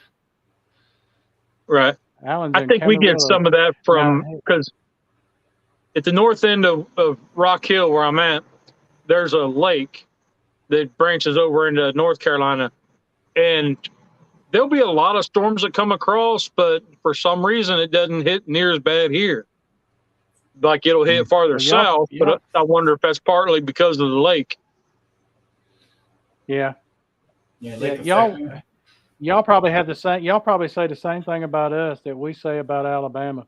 That we'll say the only good thing that came out of Alabama was I-20 because all the storms come through Alabama before it gets to us. Yep. And y'all probably say the same thing. Jane, nothing good comes out of Georgia but I-85 because all the bad storms come through us before it gets to you. When I West lived in North, Virginia is usually our guinea pig. when I lived in North Carolina, the only thing that scared me was the tornadoes. Okay, they popped up, Oh, and man. then the frequency of them. And I had an old farmhouse, and on the TV would start blinking red. Get into the center of the house, or my wife said to me, "Where's the center of the house?" The house was so small, I could lay on the floor and open the back door and the front door with both arms out. I said, I don't know, just it was. But to see, I forget what the name of what happened, but one tornado came through, and it was like 2 miles from my house, and the devastation was, it tore through a pig farm and a turkey farm. There was birds and pigs everywhere. I mean, it was heartbreaking. It really was heartbreaking to see. See people the whole life just blown up on it. Yeah. So A few years ago, I was sitting out here, I've gone. and there was tornado warnings coming through, and I'd walked outside, and I was in my sleep shorts, and I had a cup of coffee, and some friends of ours showed up, and they're like, "What are you doing?" I said, "You see that funnel cloud over there? Watch the tornado come down, go back up, and then and I mean, I weighed a lot more than what I do now, and it was moving me sideways." wow. And the guy, my buddy, had showed up at the time. He's the same size, and he was like, "Dude, this is ridiculous." We were watching this. It was 5 miles away from us. Wow. And Mr. Keenan, how you doing, buddy? Thanks for stopping in. We were just like, yeah, this is it. We're drinking our coffee. We go inside, and we find out the next day, one of the kids in my daughter's school, the son and the dad were still in the trailer, and it got flipped and rolled. Just rolled about 6 times. Oh, man. They survived and everything, but we were like, what? We left out of Florida because we lived right on the Gulf Coast, and we were in North Carolina and moved down to Florida.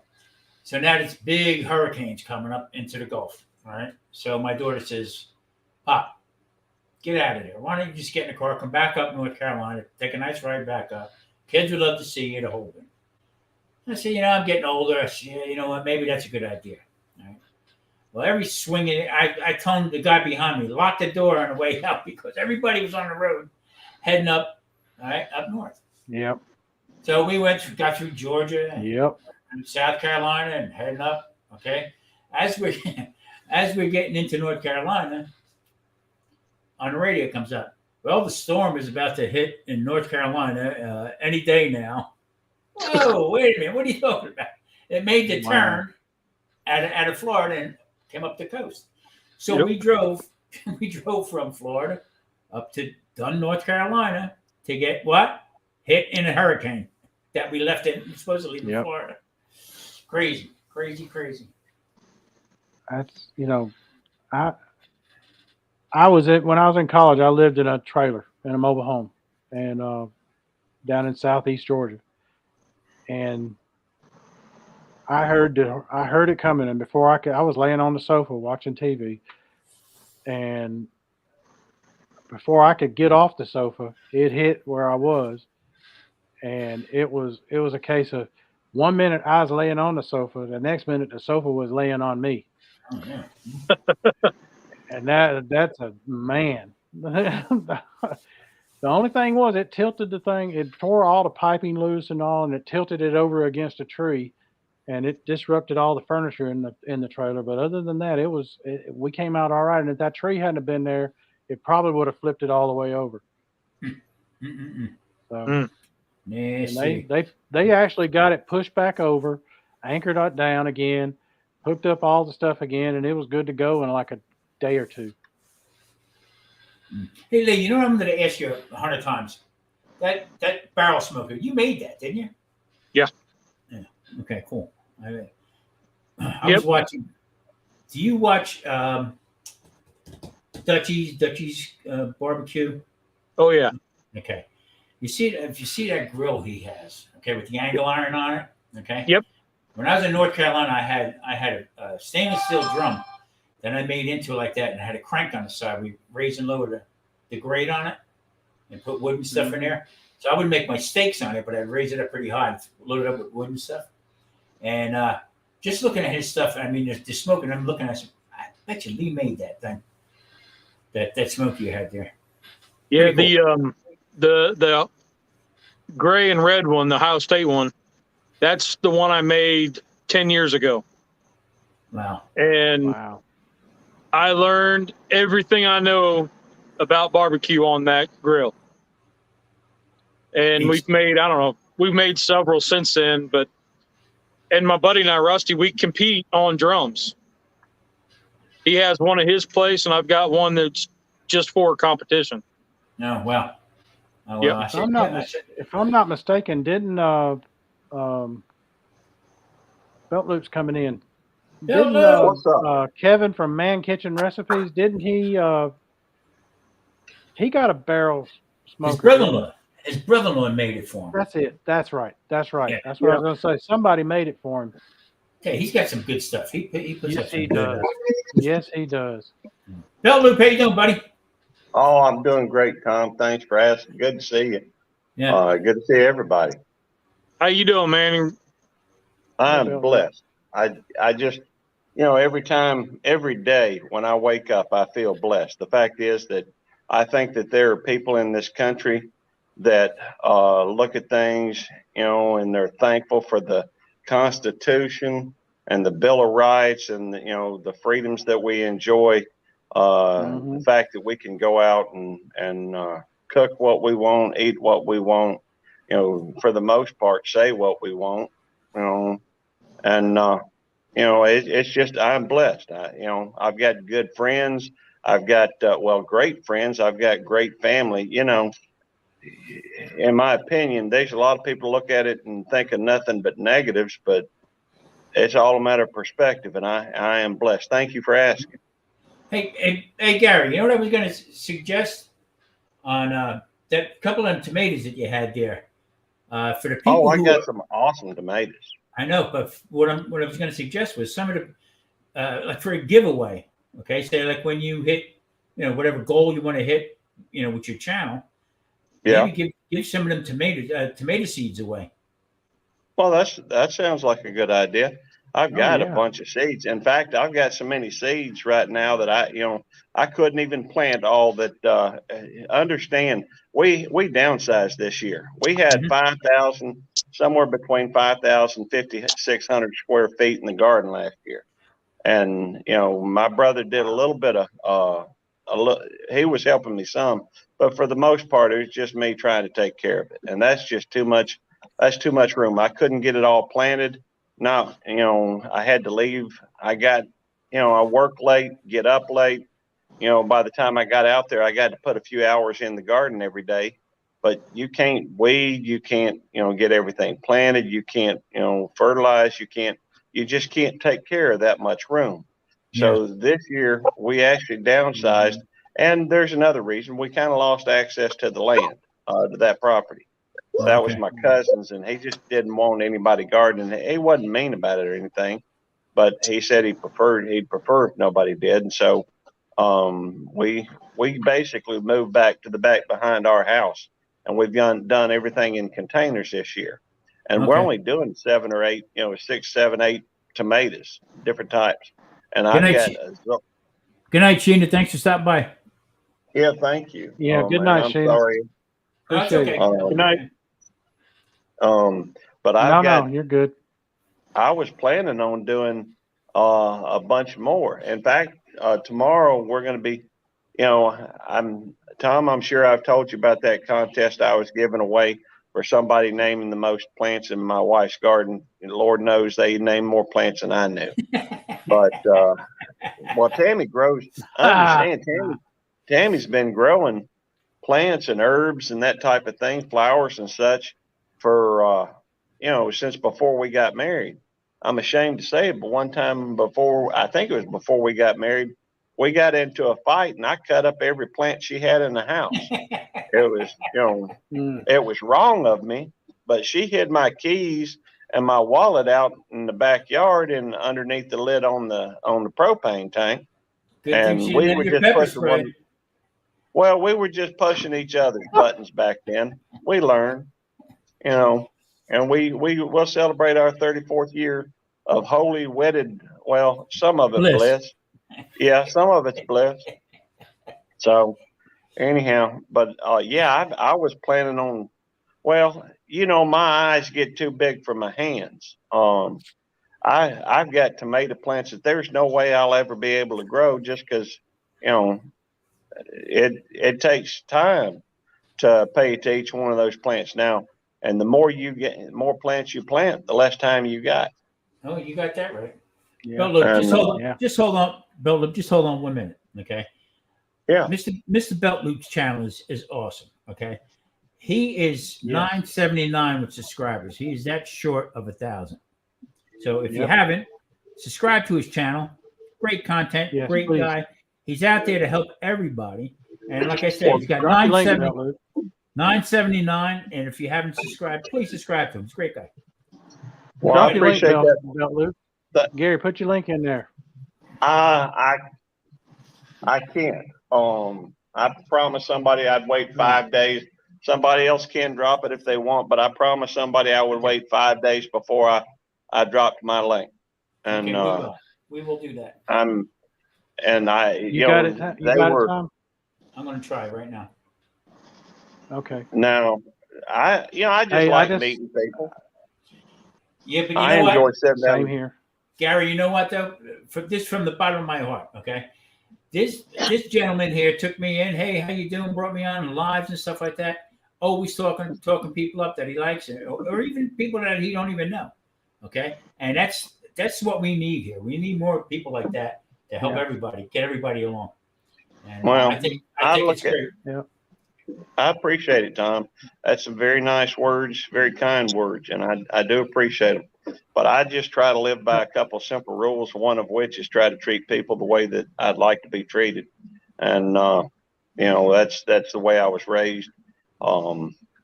Fact is that I think there's a lot of good folks out there. And if you take the time to get to know them, you'll see that they got a lot of good qualities. I agree. So, absolutely. So I'll check you out after this, Gary. Hey, the way I appreciate that. But I just try to do. Hey, Lee, are you a Carolina Panther fan? They're my second team. Are you a Carolina Panther fan? They're my second team. Today they got Baker Mayfield. I saw that and I messaged Left and I was like, hey, we got Baker. I'm not sure how I feel about that. I was going to say it. He said, oh, man. Well, I don't know what Cleveland's going to do. They basically ain't got a quarterback right now. Yeah. Because there's no way. But they got the fifth round draft pick. Come out of this. Yeah. Well, what kind of quarterback are you going to get with a fifth round pick, though? That's true. Well, by then, Deshaun Watson should be out of jail. I can't believe or at least off suspension. I bet you he can tolerate pepper spray. Yeah. That pepper spray ain't There's Murray. There's Murray. No, it ain't no joke. Hey, Marie. Good to see you, Marie. There'll be another story written about that right there. Man. Well, so, you're talking about how you live your life. Bella, if you talk about how you live your life. Oh yeah, New Year's, I have one resolution that I make every year. Every year, it's the same resolution: to be a better person than I was a year before. There we go. That's the way to live, if you ask me.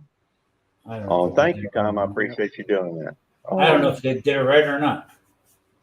Well, I think it's right. Looks right. Everybody in the chat, I think I've made all of you moderators, so you can drop your link on your own if you want.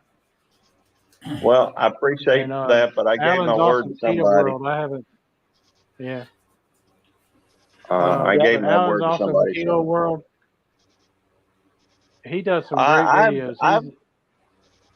I'm sorry. I tend to keep talking, and sometimes I have No trouble worries, shutting up. Yeah, I got the same problem. I got the But same problem. My mouth can overload my butt real quick. yeah, and I ain't got no filter either. Typically, you know, No, I I my mouth's a lot quicker than my brain.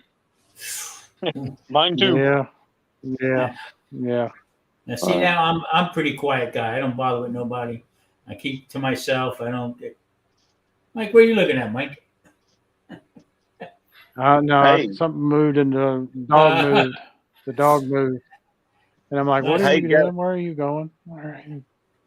hey, Smoking Bears, tell me about your channel, and I assume you do the keto, low carb thing.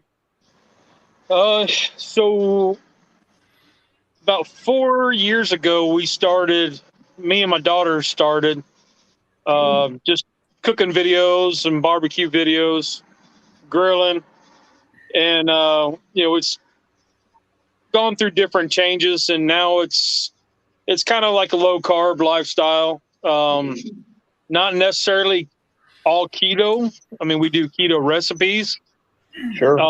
but in the last almost a year now, we're just a few weeks shy of a year, I found out I had melanoma cancer. And so one of the things we kept doing was the live cooks on Sunday, and it's me and the daughters, and it was just a way for us to kind of share what's going on with us. And, it was an outlet for, all the stress that's building up. And, you can talk to people that, like, there's a lot of guys that I talk to strictly on YouTube, and, they chime in every week, and it's been a great community, great help for me.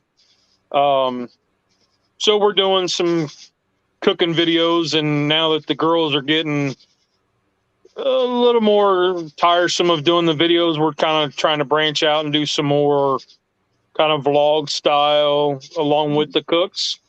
Sure. We did a lot of cast iron Wednesdays.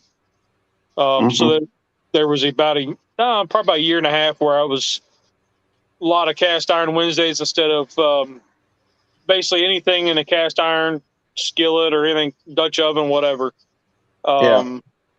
We did a lot of those. We would mix them up with the smokers or the grill, and just kind of whatever we felt like eating. And then once we got the cancer, and I'm a diabetic, so we trying to do low sugar. And now that's the focus, is kind of keeping it really low sugar, low carb, and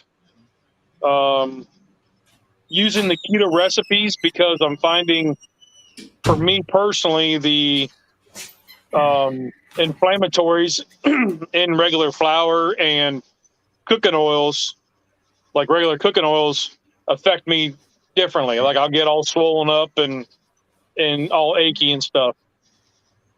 So we're using the keto recipes and as a way to cut out those kind of starches. Yeah. And well, let me ask one or two questions if I might. That's fine. I'm curious. When did you find out that you were diabetic? About 19 years ago. Okay. And I assume it's type 2? Wow. Yes. Okay. Also, as far as, the cooking and everything, has the keto, the low carb thing, does that, I guess you kind of answered that already, talking about how the flour, one thing that impresses me with it is the fact that if you really look at it and think about it, when you're talking about most keto, at least as far as I can tell, it is, you don't have a lot of those highly processed foods. It's more Correct. like the stuff that's natural. Yep. A lot of it is that stuff that they would have eaten in the 50s, with the exception of maybe a little bit of slice of bread or two.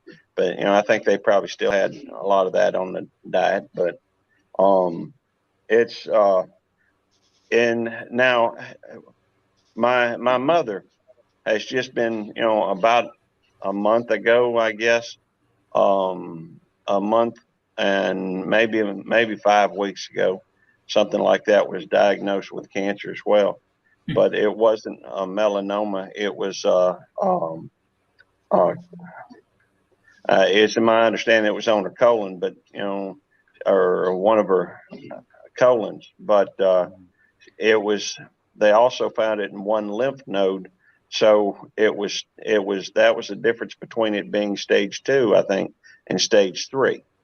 But Right. she's doing chemo and it's my mother. I'm pretty old myself. I turned 58 this year, and I'm not saying that's old, but my mother turns 80 this December, and so I feel for you as far as the battle that you're having to go through, and just keep hope, and do everything you got to do. Be there for your family. I'm sorry, it's not my Thanks, place Robbie. to. It's not my place. Every day I wake up and the first thing I do is I thank the Lord for allowing me another day. There we go. Every time I roll out of bed. Yes, sir. It's life is we're here for a very short time, sometimes even shorter. I had a niece, and my great niece passed away, I don't know, a month and a half, 2 months ago. It's been a rough time. She was only 22 months old and hadn't even reached 2 years. Her funeral was the saddest thing I ever saw. But we are so blessed to have the time that we do have and have those that are around us. Yes, sir. That's the key to everything right there. My mother was a 3-time survivor of cancer. She had colon cancer twice and breast cancer. She was recovering from a surgery for the cancer.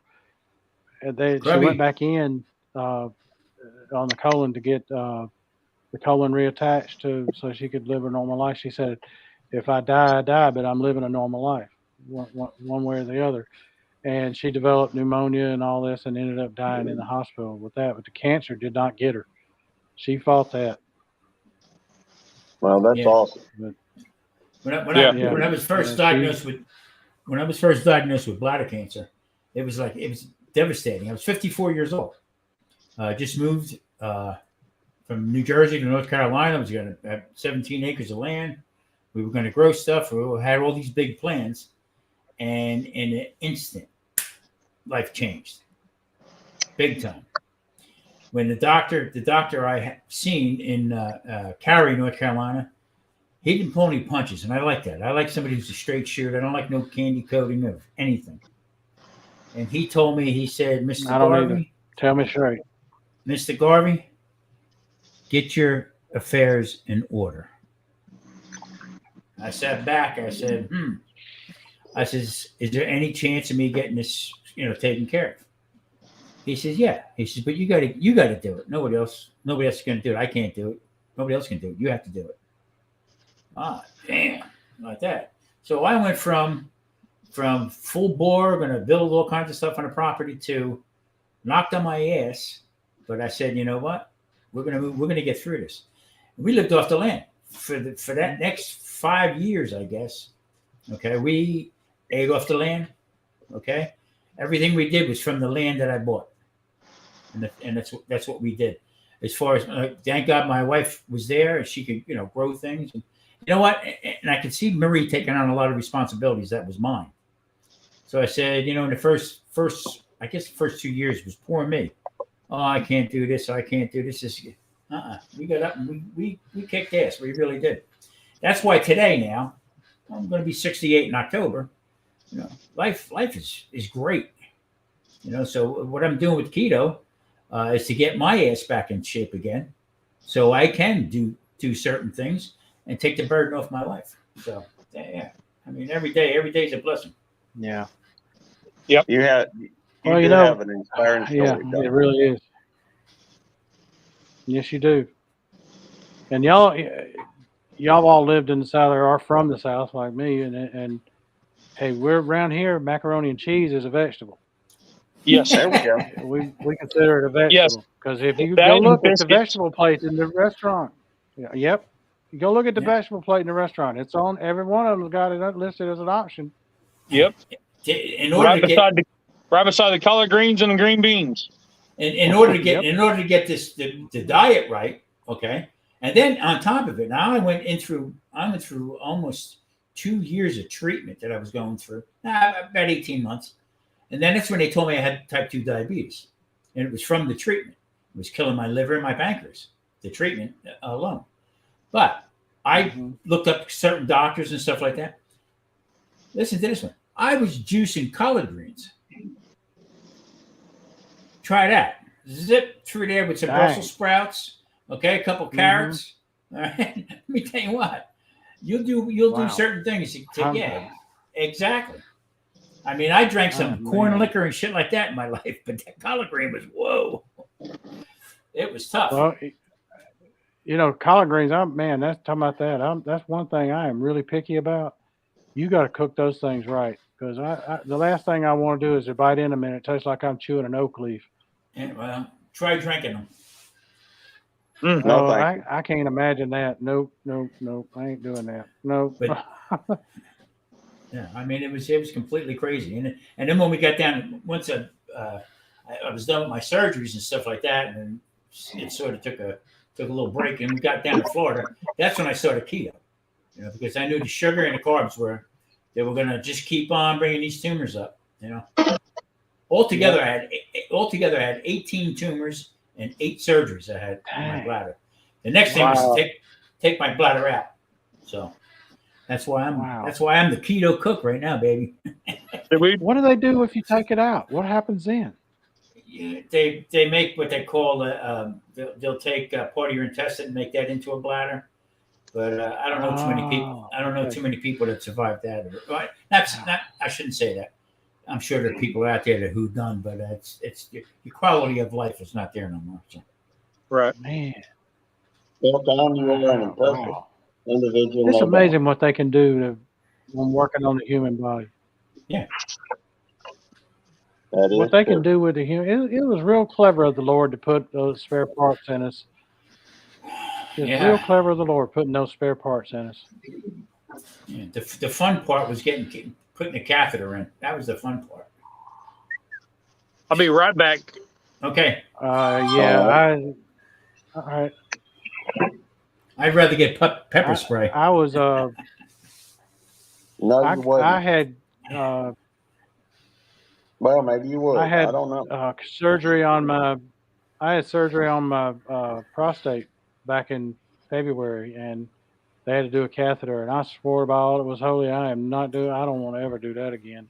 Yeah, well, that was for the 12 years. That's what the deal was, shoving that hose up where it don't belong. Let's put it that way. Yeah. I was not looking forward to getting that.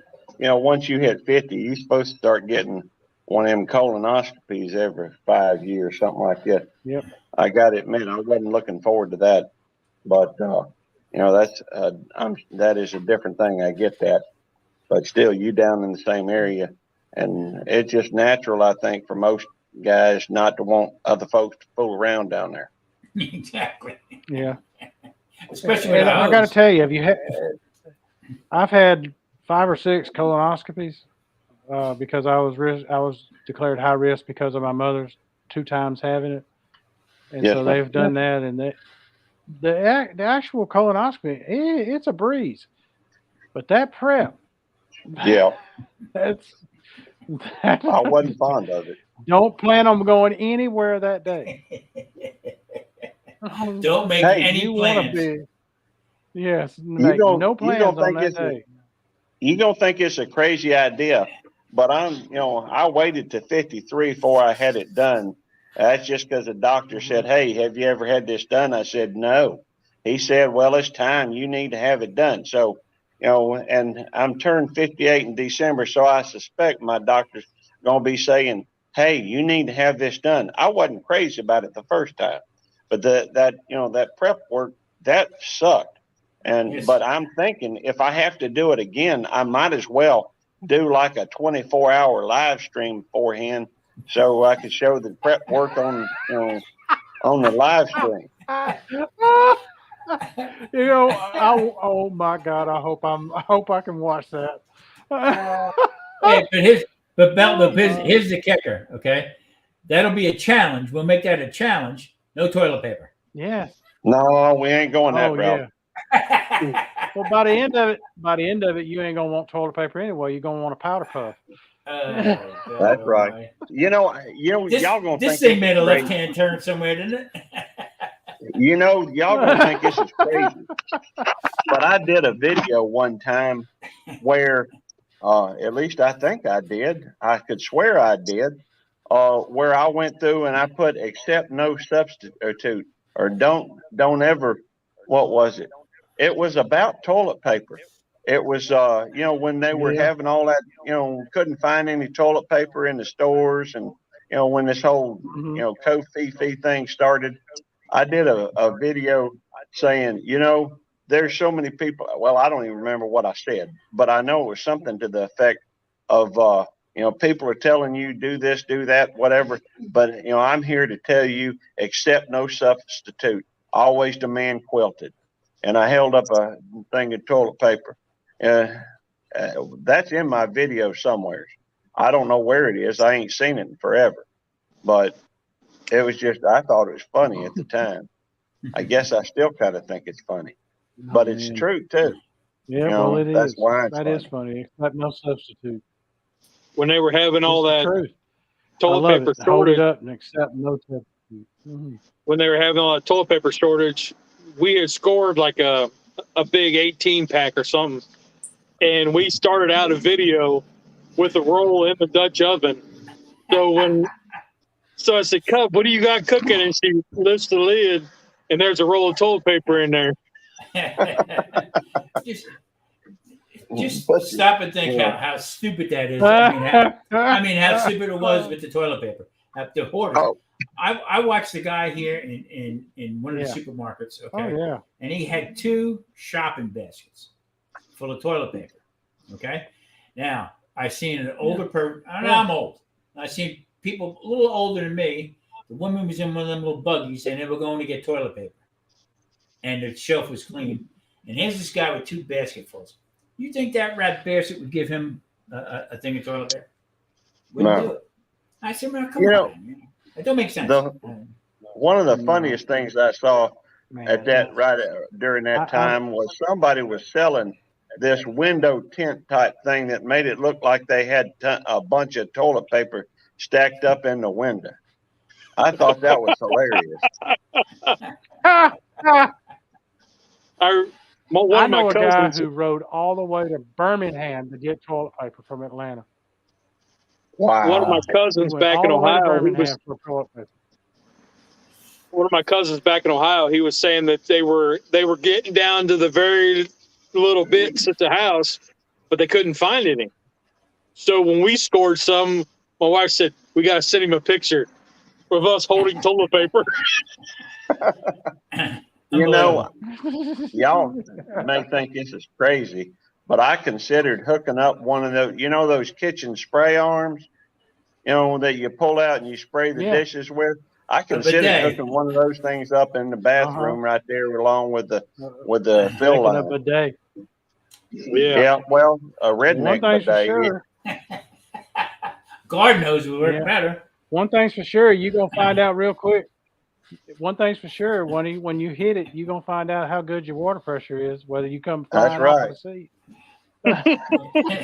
You start walking funny, you know it's good pressure.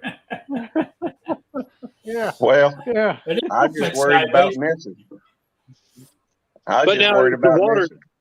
Is the water really cold in one of those debates? Yeah, well, I would think so. After all, it ain't like, I doubt they run hot water over there. Yeah. Yeah. And then think about it. Would be surprised. Even when you turn on the hot water faucet, typically you're gonna get cold water for a minute before you hit that warm. Right. And then You can just Exactly. imagine being hit by that You gotta cold clear the water, pipe out. Hey, and then Google, all of a sudden getting hit by that hot what's water. the water temperature in a bidet? Yeah, I mean that. I mean, if it's cold water, that's like the turtle effect, ain't it? I would think so. Turtle. Yeah. That's Yeah. instant castration right there. I mean, you're gonna end up like a dolphin. I was What I was is in the water pool. I was in the temperature pool. Yeah. That's why the doctor's office is always cold. Says in it, electric bidet spout is 104 degrees. Wait, so boil your ass. It is heated. It says right there. Yeah. Huh. My God. Is that the max 140. heat though? Hey, so you know what? We'd probably cook hot dogs in there. 104 degrees for a little bit. Or at least warm them up. You could sous vide with that. You could sous vide it with that. Man, that'd make your rooster like hard-boiled eggs, wouldn't it? Now, according to Google says the bidet seat. Well, that just says the seat. The bidet toilet seat keeps the stored water heated to whatever temperature the setting the user desires. It says here, electric bidets spray warm water 104 degrees to 40 degrees Celsius. Most models provide heated water for a minute, but luxury seats, and it goes on and on. So you can set it. So if you have an argument with your wife, Marie says there's always leaves. You know what's weird about this conversation? It's fact shitty. is that's something I've What's never that? been curious about. But now, if somebody asks me, I can tell him that the water in a bidet, at least some of them, is heated. Inquiry minds want to know. A couple weeks ago, I finally saw somebody had one in their house. Like I was at somebody's house and they had that, and I was like, "What the hell is that?" And I started looking, and I was like, "Oh, well, I'm not doing a douche here." Who puts a water fountain by the toilet? That's what I was like, "What is the sprayer Who puts doing a water here?" fountain in the toilet? Well, this went sideways. That's for Marie sure. says we could always use leaves. Hey, that got a lot reminds of me. pine we can needles, always so I use don't- leaves. We got a I've lot of heard pine you. needles around here. I don't think that'll work out so well. Well, that or sphagnum peat moss, something. I don't know. I do know that some of these fancy houses, from what I hear, have black toilet paper. You ever heard of black toilet paper? Really? Never It's knew a it thing. existed. Is it recycled Is toilet there a paper? punchline here? No, it's not. It's not recycled, but it. Let's see. Recycled. That is interesting, though. I don't think I'd want to use recycled toilet paper. How do you put that in the recycle bin? How do you put that in the recycle bin for collection? I want to know who recycles it. Man, hey, I'll take the peat moss and the pine needles over poison ivy or poison oak. I hear you. I know. Apparently, Paige is in the chat. She's here and she's saying we're all crazy. Hey, Grumpus. Bill Grumpus, how you doing, partner? How you doing, Grumpus? What's up, Grumpus? Good to see you. Yeah, Tommy was talking about the different doctors. So a couple visits ago, the doctor was like, I was asking about some moles and stuff, and he said, "Hey, do you have a what do they call them guys?" And I said, "No, but I bet you know a guy." And he starts laughing because he's an oncologist. He starts laughing. He said, "No, hold on a minute." He goes down in the hall and comes back with a dude. So today we're sitting there. So today we're sitting there, and he noticed some fluid on my heart, a little bit more than what had been there previous. So he's kind of like, "Oh, we're going to watch this, but I'm going to send you over to your cardio guy. He goes, who's your cardiologist? And I said, well, I bet you know a fella. Yeah, exactly. He said, all right, he'll call you tomorrow. Yeah, I mean, that's just the way it works. He just, the doctor about fell out of his chair when he was like, well, do you have I forget what they call it, where they look at your skin and stuff? Dermatologist. Dermatologist, yeah. He said, do you have a dermatologist? I said, no, but I bet you know a guy. He started laughing about fell out of his chair. He's like, you're 8 months into melanoma and you don't have a dermatologist. Wow, yeah. Wow. I was like, yeah. I've had brain surgery, dude. I can't think that far ahead. Too funny. I mean, it's almost like a joke sometimes. You going into the doctor, you know. Marie went about 2 months ago, and like I said, there's nothing wrong with Marie at all. Nothing. She don't take one pill. Nothing.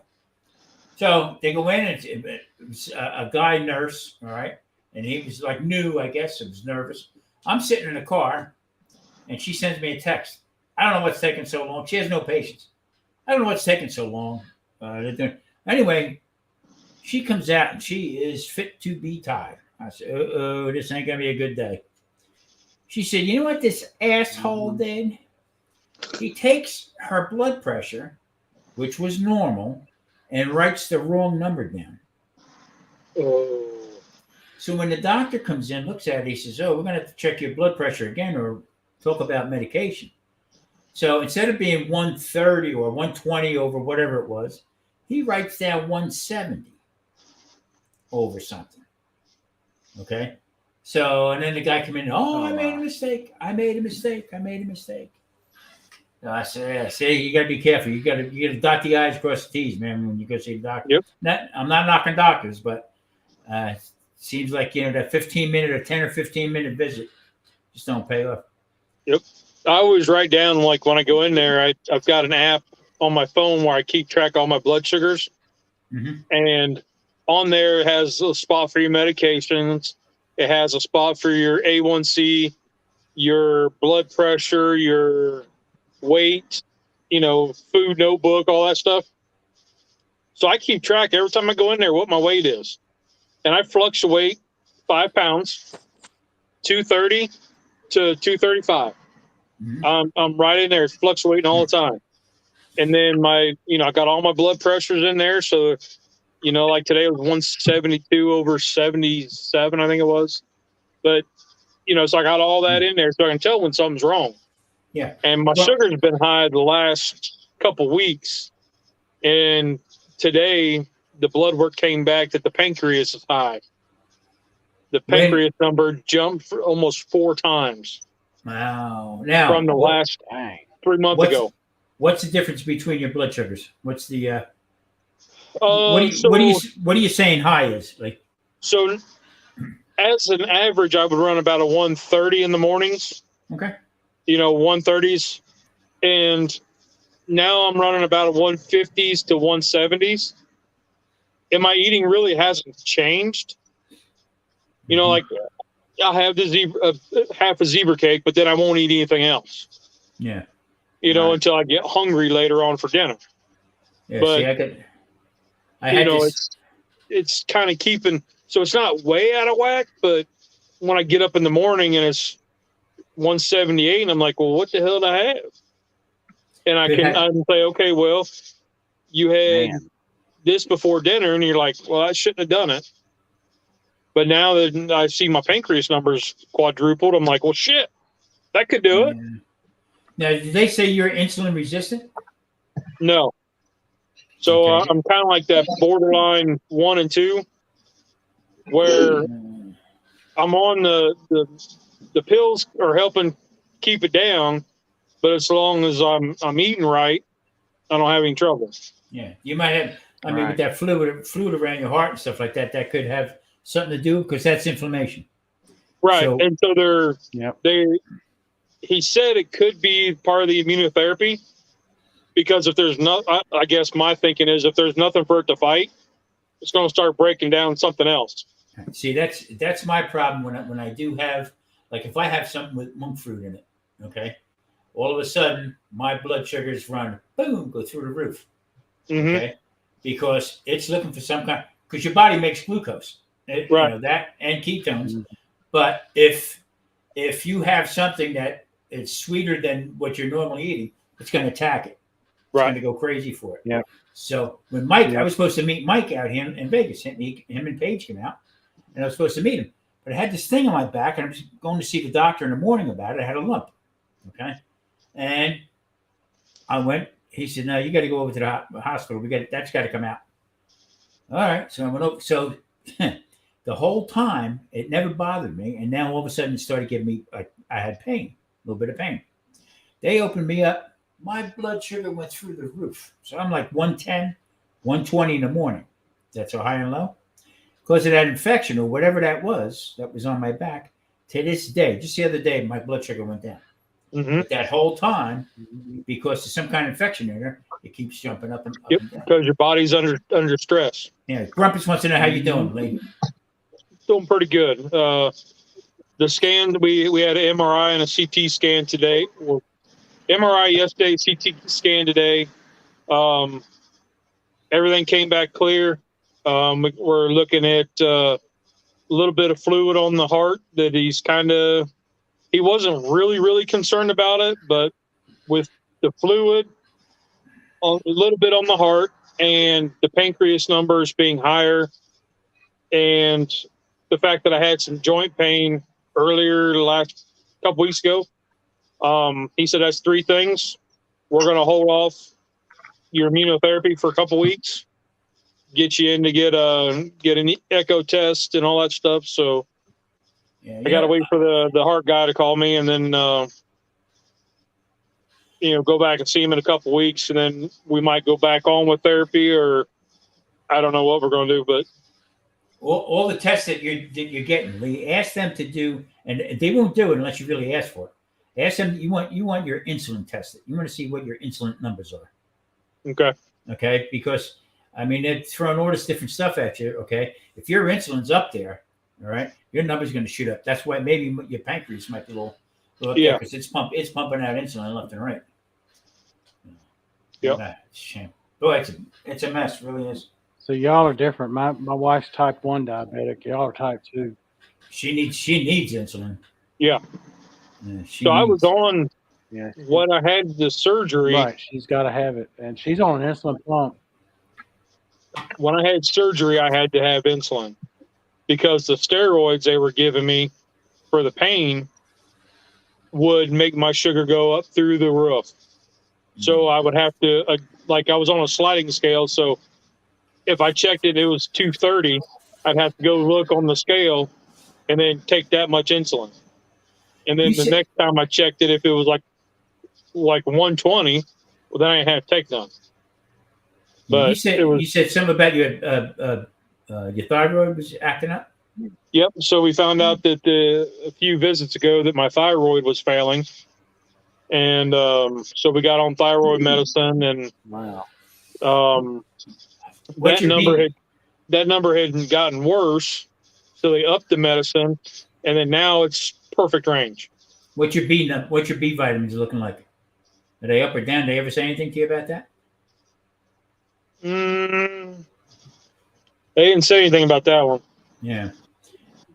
But next time you go to the store, check out, and it doesn't hurt. It doesn't hurt to use this. Go into one of the stores and see if you can find Bragg's nutritional yeast. Oh yeah, we got that. Put that on your salad, okay, or whatever you're eating. Or put that on there, and that'll help you. That'll help you with your B vitamins. Brought mine up. It doesn't. It's not overkill. Okay, what it is it's a dead yeast.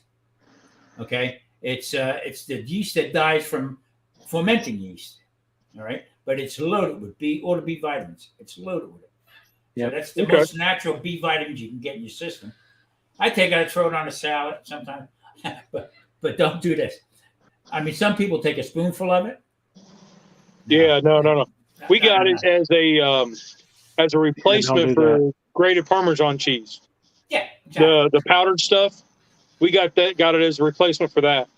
Yeah, some Yes. some natural people that are vegans, Yeah, because whatever, it'll act like a cheesy. It'll act like a cheesy thing. they put Yeah. that on their popcorn. They'll put it on popcorn and stuff. But Mhm. take a little bit of that, and it just just keeps your B vitamins up and everything. So Yeah. Okay. yeah, you'll get through this, Lee. I mean, it's just the protocols you got to go through, and it's going to be a process of elimination of what works and what doesn't work. You know what I mean? I mean, I know for a fact if I was eating citrus, okay, that would act my bladder would go berserk. Yeah, I can do lemons like we did in the shrimp boil. Yeah. I can do lemon juice on top like that, but it's very sparingly. Yeah.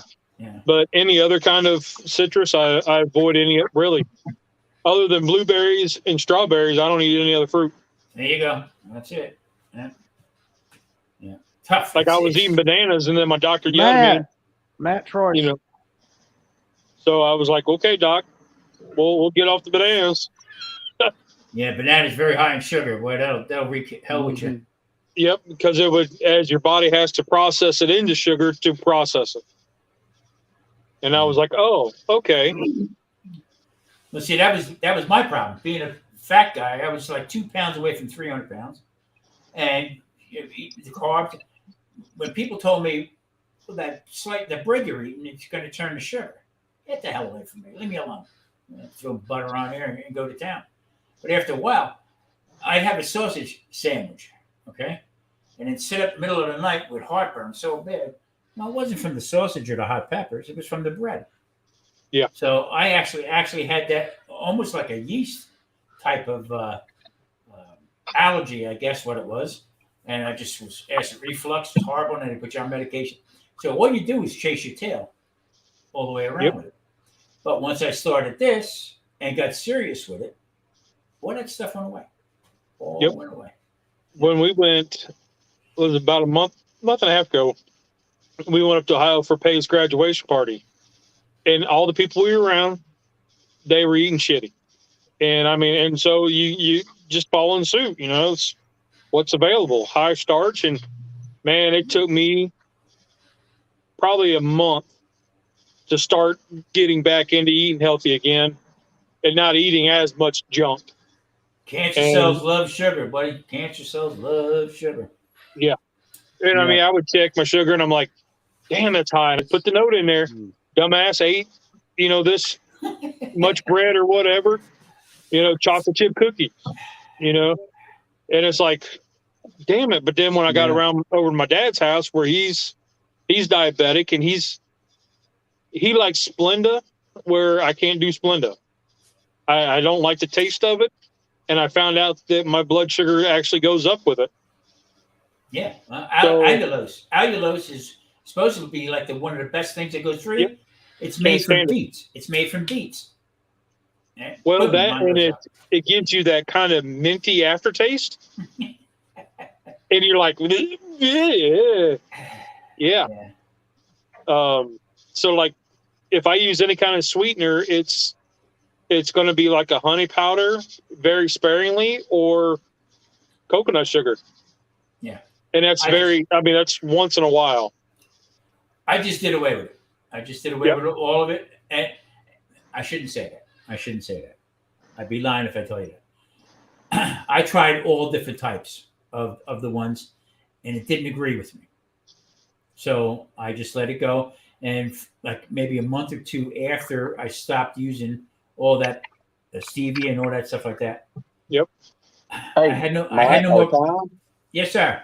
I was just going to ask you if you ever tried that Yacon syrup. That's what I was going to get to. I never did try it. I never did, but my thing is right now is I don't crave it. So and so if I don't crave it, I'm staying away from it. Yeah, I don't either. But if I do, I don't crave bread. I don't crave anything like that. But if I do, I would give that a try. But there again, I mean, I went from regular sugar. People tell me, try brown sugar. It's good for you. No, it's sugar with molasses. You know what I mean? And it just all the different myths that they were telling you to do.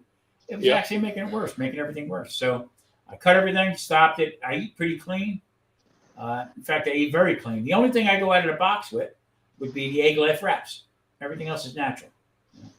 But So I can't find those egg life wraps. go on. What you do is go on to their website and put in where they're sold in your area, and they should tell you. You got a Kroger? Okay.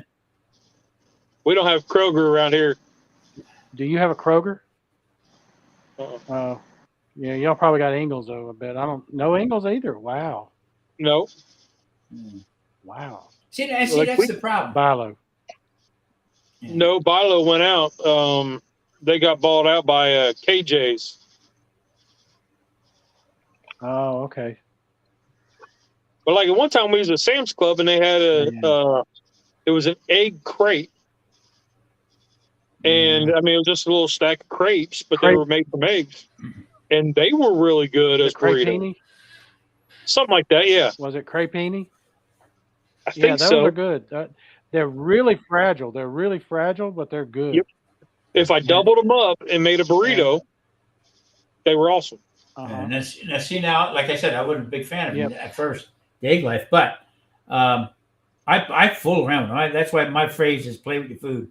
You know, I'll put them in the pan. I'll move them all around different places. But there again, that's just for me because no taco shell. So I'll make that. And for tacos, there's no substitute for a taco shell. I don't care. They've got a keto one. It's low carb, and I get the street tacos. Hold on. Yes.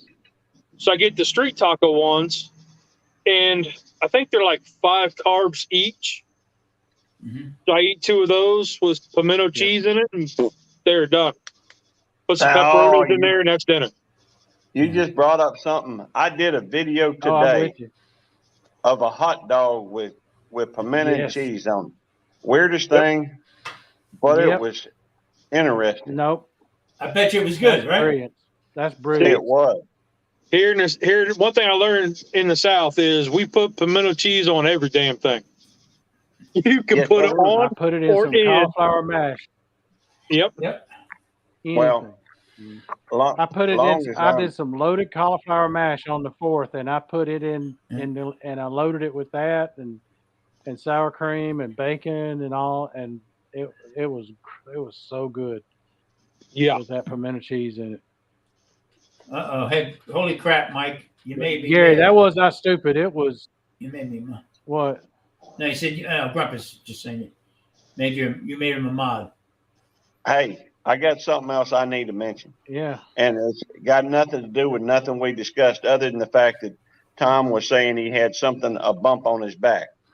And it made me think of something. So now I got to talk about it till I can get it out of my head. So it's if you're ever looking for a distraction, you can go look at this thing about let's see, I don't know, cutting cysts, I think, out of, there's videos of folks at home cutting their own cysts out of their back, and that type of thing. But also when you look, and it's weird because you can't look away. It's gross, but you can't look away. There's it's like a car wreck. It's like a car wreck. And if you want to see something else that's gross that you can't look away from, look up dilated pore of whiner. And that's like, it is gross. It's like if you get a blackhead or something, it just keeps growing and growing and growing and gets, huge. And it's like some people got them on their face and what have you, or their ear, stuff like that. I mean, there's people take that out. You cannot look away. And I guess the only other thing along that line is tonsil stones. If you ever seen somebody, get a tonsil stone, those things, are responsible for about 75% of the folks with halitosis. Just some stupid things I was thinking about. And now I've said my piece, and y'all go ahead. That sounds like that. The girls used to watch this lady, the pimple popper. Yes, she has had several of those dilated pores of whiner on her show. Going back that way again. I would walk out, walk Mhm. down, see them watch that. I'm like, what the hell are you watching? And they got this thing about this big coming off their head, and they're trying to pop it. And That oh, is a Yeah. dilated pore whiner. Mhm. It's gross to all get out, but you can. It's hard to look away. Well, the, and you also got Grandpa these says folks Dr. with Sandra impacted, Lee, the pimple popper. and they got these folks with She's hot. impacted or compacted or something like that earwax. Man, that's gross too. yeah, that was. I saw they were like, Dad, you got to watch this, and they showed me that one too. They pulled off. I mean, it looked like slugs coming out of their ears. It Yeah, does. It's see. gross, but it's Nasty. hard to look away. I got to check see if they Well, got anything for hemorrhoids. Well, I ain't watching no videos on no hemorrhoids. Ay, ay, ay. Oh Yeah. man. Oh man. Can't believe you went there, Tom. Yeah, neither can I, believe me.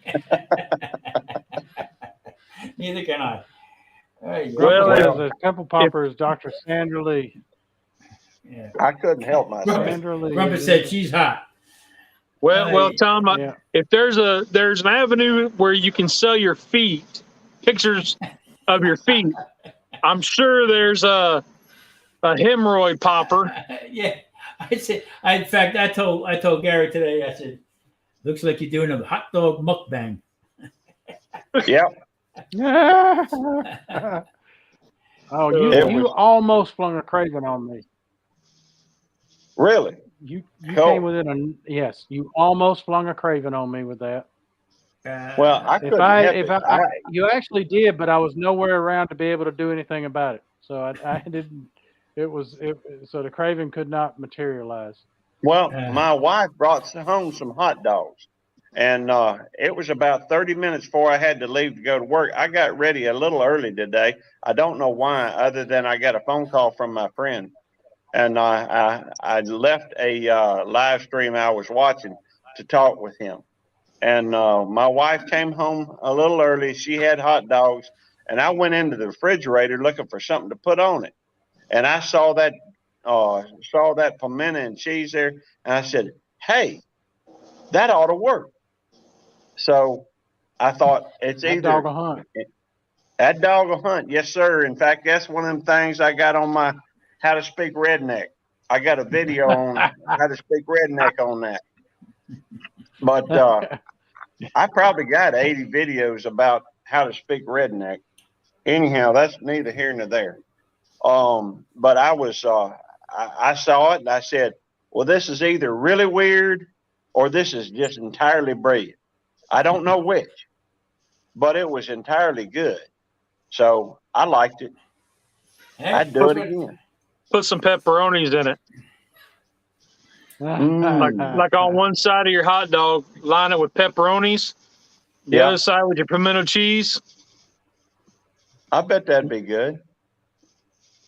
Well, Although I typically get like Canadian bacon as opposed to, for some reason, pepperoni is always, yeah, of course I have heartburn pretty too regular anyhow. Marie was talking about that a little bit ago. About, you don't, when you do keto, you don't really get indigestion, or at least I didn't. Nope. I have it all the time when I'm not. I keep this, some kind of an acid reducer and Tums always near me because, I need to eat keto. And I'm sorry I don't. Hey, Gary. Yeah. Gary, try some apple cider vinegar. Bragg's apple cider vinegar. All right. Okay. Cap full of that. A little bit of water. Okay. And if that's too strong for you, add a little bit of baking soda. And I tell you what, do that a couple times a week. It'll get your acid right back where it has to be. And this medication and one medication I took, all of a sudden now it's back. Heartburn. Now I drink apple cider vinegar like it's water, and it just stops. Okay, I'll try that. I mean, I've done it before, but it's been a while. In fact, I got this aluminum Coke bottle with a lid on it somewhere at the house. If Tammy ain't thrown it away. That's the thing about being married. You can't ever find anything. My wife puts stuff up and I don't have a clue where it is. Heck, one time, I ain't even gonna tell that because Lord knows if I ever told that, my wife would have a fit if she ever found out. I tell most stories, and I won't say anything away from her. I wouldn't say in front of her, but truth is, she puts stuff in places that I can't find, and then she complains when I ask her where something is. I ain't going there because my wife's on with me right now, and I ain't saying Mine nothing. Mine too. She's in this, and I ain't going there either. Not that I got a complaint. Not that I got a complaint. That's all right. In the smoke with Keenan said, try grilled pimento cheese sandwich with bacon. Yes. Yes, sir. Yes. Yes, sir. Keenan, you're killing me. Here's you're another killing one, me, buddy. Fried bologna and pimento cheese grilled sandwich. That if you smoke the bologna, you get your chub bologna, smoke it, cut it so you have inch thick, then grill it. Like the next day, grill it, then make your pimento cheese sandwich. Holy smokes! Yes. Your inner fat kid will thank you. Yes. See what you started, Keenan? See, this is going to sound like this is going to be like Alcoholics Anonymous. I had bread last night with pimento cheese. You want to feel real redneck? You get out the Spam. There you go, boy. Spam and pimento cheese. I tell you, yes, sir. Pork roll on a biscuit. On a biscuit. Yes. Yes, sir. Oh, I got a video out there because fish was so high. I made a video because I couldn't afford salmon anymore. I was making spammin. Yeah, there we go. Fun. That was funny. Hey, did you put the spam in the shape of a fish? Yeah. I did. That's awesome. Yes, he did. Yes, Pay and I did that one time with the can of turkey spam. We cut the turkey spam to look like turkeys. Cool. Now I'm gonna come up with a spam lamb. That was a nice little spam video. We cut them up into turkeys and then cooked them in the oven. I could see where a whole series of spam would go over pretty well. A collab, yeah. At least in the South. Oh yeah. Grumpus said his wife don't put anything away, so he knows exactly where everything is. We always have to ask, which pile was it in? Yeah. Because I keep all my stuff together in a pile here or a pile over there. My wife puts stuff away she can't find it. Yep. Marie puts stuff away so good she can't find it. Well, most of my stuff I just throw on the table. It's in my room, and Tammy still comes in and puts stuff on it, but she hides things, I think. Well, I don't know that she hides it. She puts it where she knows where it's at. I want to tell that so bad, but I ain't gonna do it. I hear you, brother. I hear you.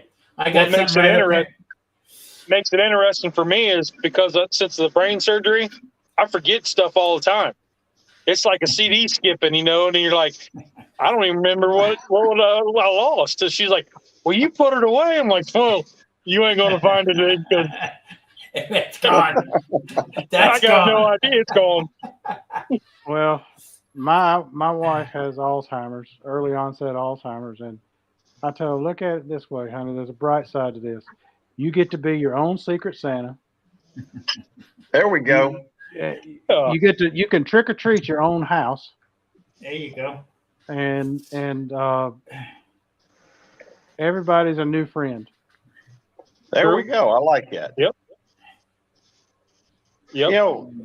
That's a lot of like the way I look at life here on the YouTube. Because you're always getting to meet new and interesting people. Yep. How you doing, ma'am? I'm going to wet the bed. She keeps this up. I'm going to wet the bed. You ain't never sleeping tonight. You're going to be up and down like a jack in the box. You know what's scary? I didn't ring the bell. So she's going to be writing another story. I'm guaranteed tonight, when she sleeps, she smiles. I say, yeah, she's killing me again. Look at her. She's smiling. She's going to kill me again. Now, I tell you what, you just impressed me. big time. What's that? You got a bell you ring and your wife brings you something to drink. It's usually but it's usually involving physical violence upon his head when she comes. I have to move that damn guitar. Yeah, she's gonna go Wow. El Kabong on you. Remember El Kabong, Yeah. the cartoon? I do. She's gonna go El Still, Kabong. that's impressive. I'm gonna ask my wife about that. I can just imagine how she's gonna react to it. You'll be getting a lump with pimento cheese on it. Yeah. Grandpa says, I tell my wife if she finds a screwdriver on the garage floor, put it back on the floor. That's where I remember where I left it. Exactly. When I had the Rona and I was quarantined for 14 days up in the room, I wasn't allowed out for nothing. So I would text my wife or I'd call her and say, hey, can you bring me something to drink or whatever? She quit answering the phone. So, and I'm like, okay. She goes, so then one of my daughters would be like, Mom, did you feed Dad today? And she's like, oh shit, it's 3 in the afternoon. She's like, I've got 5 missed calls and 4 messages. I gotta tell you a quick story. At least you didn't change your number. Hey, at least she didn't block you. Yeah. The first she just surgery, hit ignore. The first surgery I had in my bladder, they took 6 tumors out. Okay. So they sent me home the next day, and Marie's driving. Now, some people shouldn't have a driver's license at all. Okay. And I'm not mentioning any names. I'm just saying some people just shouldn't be allowed to drive. Matter of fact, I like to find the guy who gave. He says she was driving. Yeah. In fact, I'd like to meet the guy who gave her license because he needs a beating. Anyway, we get home, okay, and I got this catheter bag, okay. So I'm in bed, and she comes in, and she has the hospital bucket, the little pail they send you home with the picture and stuff. Well, she puts the bag into that, so in case it breaks, whatever, it don't go all over the rug. All right, I agree with that. So I'm putting out liquid left and right, bloody and nasty looking. Mm-hmm. And now this is a lot for somebody to take on, okay? So she would come in with another bucket, and pick up the bag and empty the bag so I can get through the night. Well, she had blankets, but towels on the floor, the whole bed.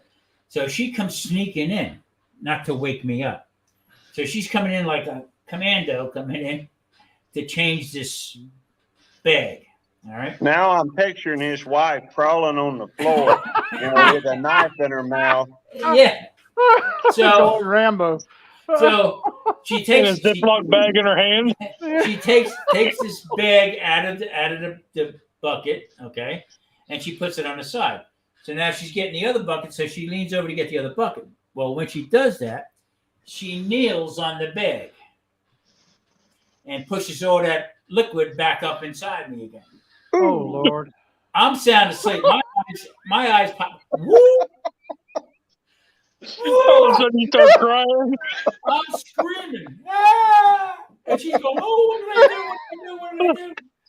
She nailed on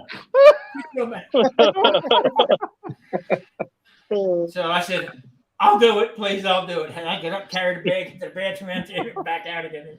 But what a mess. Jesus. But that's the stuff, that you go through. And that's togetherness. You know what I mean? That's...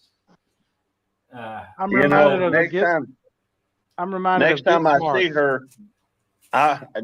I see her, I'm just gonna picture that Rambo, thing around her forehead and a knife in her mouth. Yep.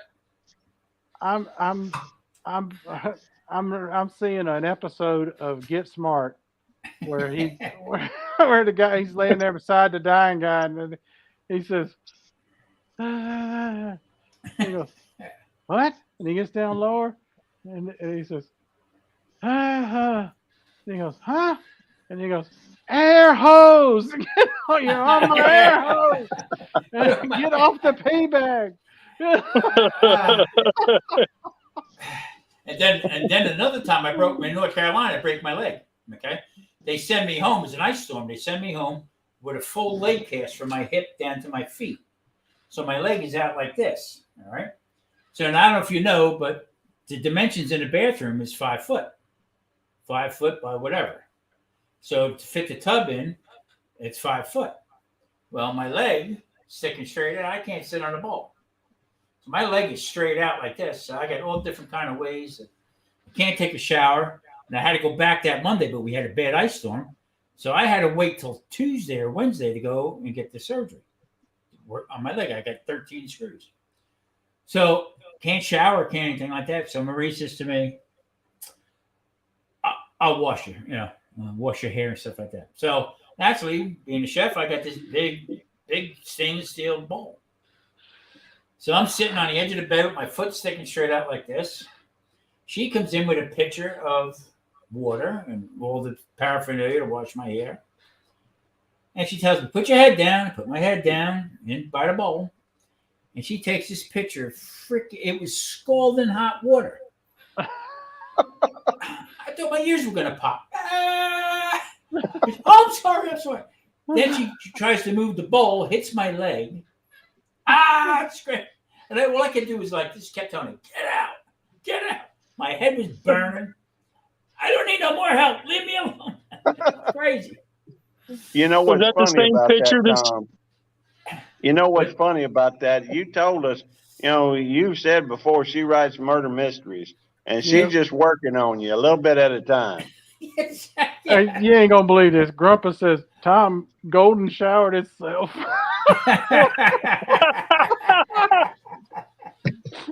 I did. Good God Almighty. Yep, there's a marker for that too. Yep, there you go. Now, was that the same picture that she used to carry your pee bag? I never thought of that. Oh Lord, you have given him fuel for thought. I never thought of that. Well, this was hot, so it didn't come out of me. So I think, yeah, you know what? You could be, Lee. Damn it. I gotta see this. I want to see this. All right. Should we set a timer? How long does she have to respond, Tom? She's got to give him another cup. She might come in with a weapon. I don't know. The last time, I'll get pepper spray. Most of the time when he rings that bell, she's in the door in like 2 seconds with it. No. You know what it is right now? She got headphones on. She's taking notes. She's taking How can I notes. work this into the next video? So now tonight, story. I ain't gonna sleep at all. I'll be. You're gonna wake up in the morning. There's gonna be Legos all over your side of the bed on the floor. Bed on the floor, yeah. Yeah. Little minefield, little Lego minefield. They want to know, when you washed my hair in North Carolina, was that the same bucket that you used to empty the pee in? You know I don't throw nothing away. It probably was.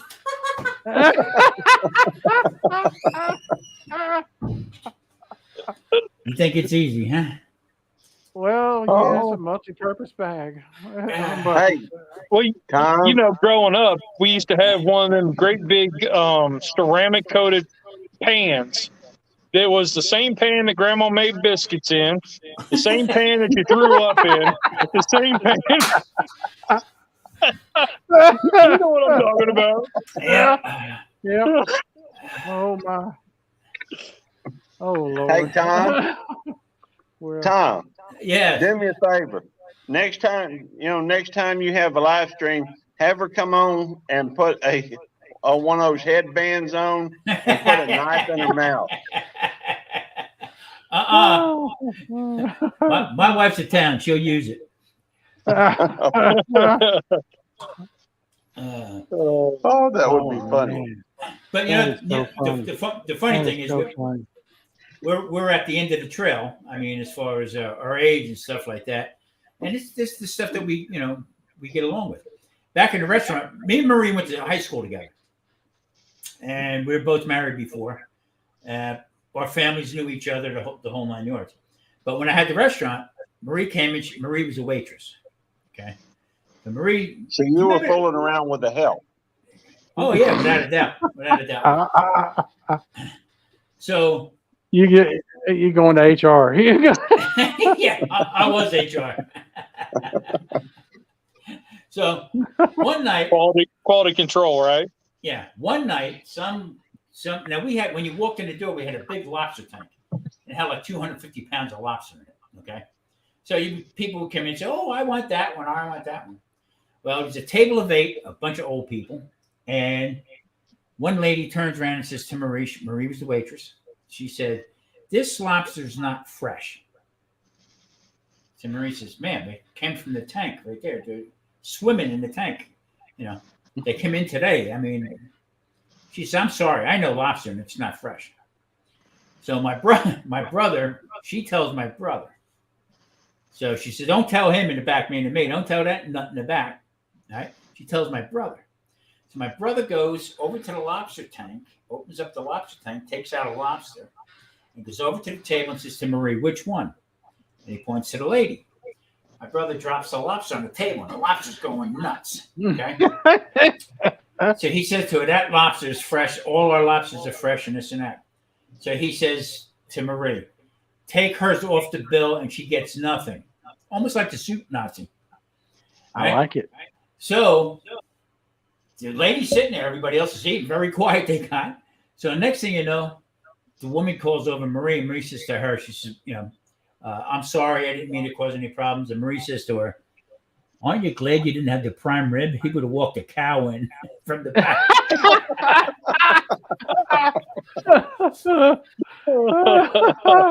One night I went outside and I see Marie coming by the door, and I said, "What are you doing?" My brother says, "This nut's outside. Somebody left her change for a tip." And Marie went outside and went, "Hey, you," and threw the change at the guy. So yeah, we go back many years. That's funny. That's good stuff. Yes, it is. A rich history. Well, that's the thing about finding somebody you can spend the rest of your life with. It ain't all, it ain't all apple pie and coffee, but there's a lot of good times. It's somebody that you can trust to nail on your pee bag and wake you up. I mean, that's come in like a commando. Yeah, exactly. Yeah. Well, I can tell you, my wife and I, we've been together a long time. We've never had really a fight. We've disagreed on some stuff, but we've never had a fight. That's amazing. It really is. Nobody's going to agree all the time. Well, me and Tammy used to fight like cats and dogs. I don't know why we ever got married. I told y'all about me cutting up her plants. Well, we used to throw things at one another too. And we had one. Our first house was one of these Jim Walters pay $5 down, houses that you pay on forever. And we had, and it was we had one good looking room in there, and that was the bathroom. And it had been painted and redone, and it ended up with soap and baby oil and lotion all over the walls. We used to, I'm serious, we used to fight. Now, it didn't, it's not like we were sitting there punching one another, but, we didn't get along. But, that's so long ago. I don't know why we got married. She tells me when I asked her to marry me, I just threw the key or the rings up there on the counter and said, "Think about it." She, truth is, that's the way my daddy asked my mama to propose. I guess I thought that if it was good enough for him, it was good enough for me. But she's awesome. I can't believe it took me a while to see it. Well, I had to train her, Whoa, I ain't going there. I proposed to Paige. I hid her ring in a Cracker Jack box. And, that is so cool. Yeah. And I was eating on it. I said, "Oh, here's the prize. Here, get the prize out. You may want it." She said, I don't want the prize. You can do it. I said, just get the prize out. And she said, all right. And she reaches down in and pulls out this little baggie with uh, the ring in it. She's like, her eyes gets big, her mouth drops. And I said, will you marry me? And she said, yes, yes. That's cool. Grumpus said he just turned 69 on Monday. Happy birthday, buddy. Happy Tell- birthday. Happy birthday, Grumpy. Grumpus. He said, tell me there's a tunnel with a light at the end of it. Even if it's a train, just tell me it's there. Turn around, Grumpus. Go the other way. Yeah, run. Run from the light. Run from the light. You know, I got a friend of mine that he's married now, and they got a 15-year-old daughter and everything. And I was there, you know, at his wedding and everything. But he told me he was going to propose to her. And I'm a strong believer in not doing anything just because it's expected. And so her birthday was coming up, and she was expecting him to ask her on her birthday. And I said, man, don't do it. Do not, whatever you do, that's the one day you cannot propose to her. Mhm. And so he ended up agreeing. So for her birthday, now he had the ring and everything, but for her birthday, he bought her a CD. And so he went through and he gave her the CD took her out, gave her a CD, and then he took her home. And the whole time she's sitting here expecting him to give her this ring, but he didn't do it. So then he went over there the next day and he asked her to marry him. She said when at the end of that date, she was so pissed off and, but she laughed about it later. I'm a believer that you do not do something just because it's expected. You know, my wife and I, we don't really do presents. And a lot We of don't people, either. think that's kind of weird, but if my wife don't know I love her, what's some little trinket, some little doodad gonna do? Me and Marie got married on Friday the 13th. That's awesome. Okay. I got married on Saturday the 13th.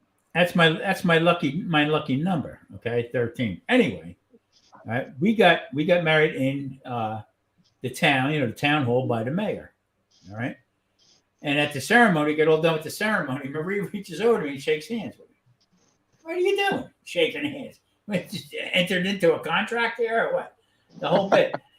That following Monday, all right, the mayor gets indicted for fraud. I told Marie, we're not married. He's no good. He's a fraud. That brings up a question I've been meaning to ask you, Tom.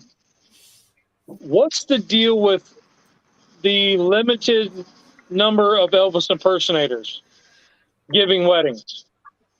My wife heard about it, and she said there was something going on to where if you got caught impersonating Elvis or something, it was you were going to get fined or something like that. Out here? Yeah. Yeah, they have you have to be licensed to do weddings. Okay. There's wedding chapels on every corner out there. It's crazy, but you have to be licensed like that. So there was people to get in their, I guess their license online as a preacher. I got one. Okay. And then they would turn around and perform weddings. Well, and charge whatever they want to charge. So out here, it's all regulated. So that was the thing. If the guy was in person at the Elvis Chapel, that's actually trademarked. Okay. It's almost like copyright on YouTube. It's almost the same thing. So okay. Yeah. But she was trying to figure it out, and I said, I don't know. I asked Tom, and next time, and 3 lives later, I finally asked you. Yeah. Grumpus, I got one of those. I got one of those preaching certificates. Did you? Yeah, Bear Cub did too. just because I wanted to. I don't use it. I mean, I don't do anything. I just. Bear Cub was sitting up in a room. Bear Cub was sitting up in a room a couple years ago, and she was like, "I'm going to get ordained." She went online, woke up next morning, she's ordained. I was like, "Well, what can you do with that?" She's like, "I don't know." Well, I had a thought. I said, all right, churches are tax exempt. So I think I'll open me up a 6-pump pulpit. Yeah. You know, have pump You 6 know, gas my pumps at the pulpit. my daddy was a preacher for a little bit, and he kept up his ordination to marry off all his kids, and nobody he's ever married has been divorced. So that's Wow. kind of a cool record. But Yeah. I don't even. But Grumpus was talking about, he got married without a ring, or he got engaged without a ring. Yeah. I thought that was pretty cool. Made me think of Yeah. the fact that, well, I don't Cash. know if I've told this story. I don't know. I'm always full of stories, and they got to be true because I keep telling the same ones. So I'm You're consistent. I'll be right back. exactly. The fact is that when I was a young man, I think I have mentioned that I was a scoundrel. I dated a lot of women. And when I say that, I mean I dated probably, and not just to give an example, I guess. I probably dated 10 or 12 girls named Tammy. It's Dang. just ended up that's the name of the girl I married. For the fact is, I was engaged to 2 girls named Tammy Renee. My wife, the wedding rings that she has were the ones I bought for the other Tammy Renee. But she's okay with that. It's not like we materialistic people. Although she's always making soap and stuff. I guess she wants more stuff. I don't know. But I have gone through from time to time and just bought her something just to be buying her something. She had a friend named Pam, and I guess I'm rambling, but she had a friend named Pam. I called Pam. I said, "Listen, I just paid for a dozen roses over at this flower shop, but they want like $50, $75 to deliver it. Can you go swing Tammy by there and pick them up and hand them to her?" So, hey, it worked. Yeah. Oh, I The love I it. tell you, the one she was time I went surprised. for Christmas, I was Christmas shopping with the girls, and I was like, I'm going to get my wife something that she wouldn't expect from me. So I was Yeah. like, we're going to go into Victoria's Secrets. And I mean, my girls were laughing because I was so uncomfortable. I mean, I was like, not having it, man. I was like, oh, we got to get out of here. And they're like, Dad, we can't run your card without you being here. I was like, oh. So now I give them cash. Go get There Mama we card. go. There we go. Yeah. But I mean, one time. she got more of a kick out of the story of me going into Victoria's Secrets and having to wait in line. And because I wasn't going to buy nothing, because I'm like, I don't know what a size she is, and the girls in there aren't her size. Yeah. Not like she's not big. I mean, she's Mom, but it's like just the girl who's like 20 isn't my wife at the time, in her 40s. Yeah. So I'm Right. like, this ain't gonna work. So I can't have you try it on and tell me if that's gonna fit right. Well, So she might not appreciate you looking at her trying it on anyhow. I'm just Right. thinking outside, although I'd be more than happy to ask her to do it.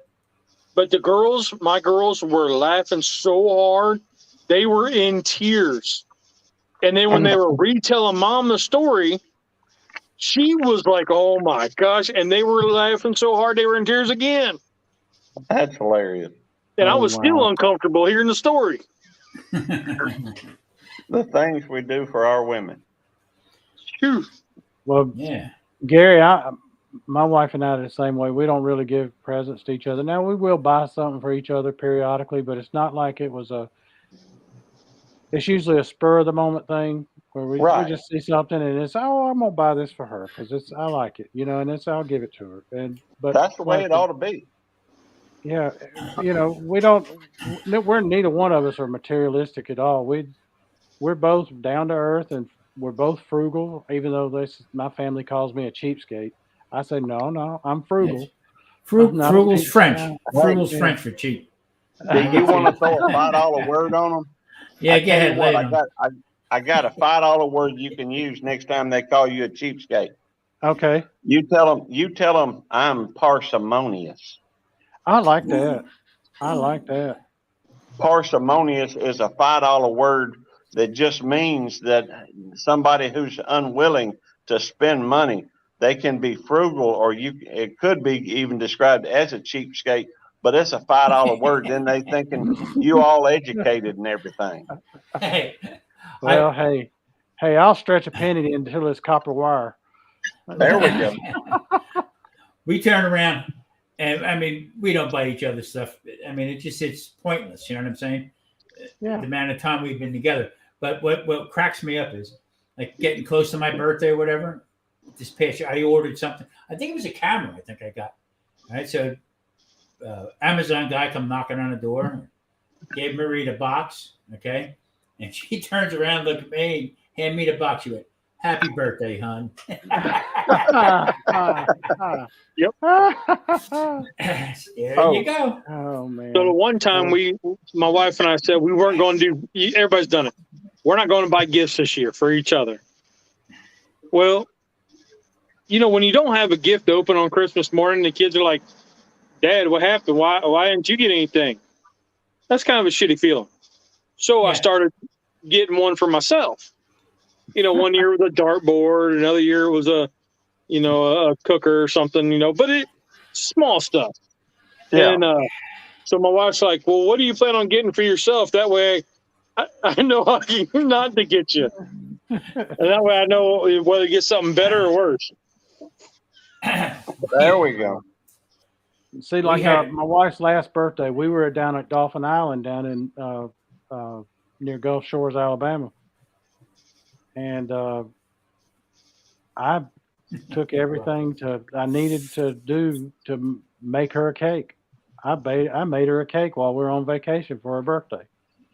That's so cool. Yep. Yeah. It's little things like that we'll do for each other to try and make it a special day. Right. Well, You talking about one time I called my wife and she was at work, and she was obviously having a bad day. You could tell. And when your woman gets upset and is frustrated, it ain't nothing you can do really to make them feel better. You feel a little helpless. But I called her one day, and she was feeling bad. I don't know what had happened at work to this day. I still do not know. But I went to go see her, and I stopped on the side of the road. This was, I think, in the spring, and there was some flowers growing out there out the dirt. So I just pulled a few of these flowers out, and I probably could get arrested for something like that. But I did it, and I got me a Coke bottle. That was back when Coke bottles was glass. And I threw a little bit of water in it and shoved them flowers down in there, and went to where she worked, and I put it just there on the counter, there where she was, in the department she was working in. And man, you should have seen her light up when she saw them.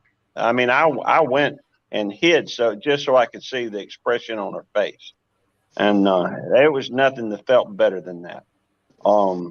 You don't get that when when she's expecting you to buy her flowers or chocolates or candy for the Valentine's Day or that type of thing.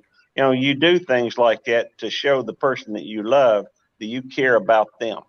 And I don't know where I'm going with this soapbox, but I don't know. I'm just rambling. It's a habit. Well, I told her.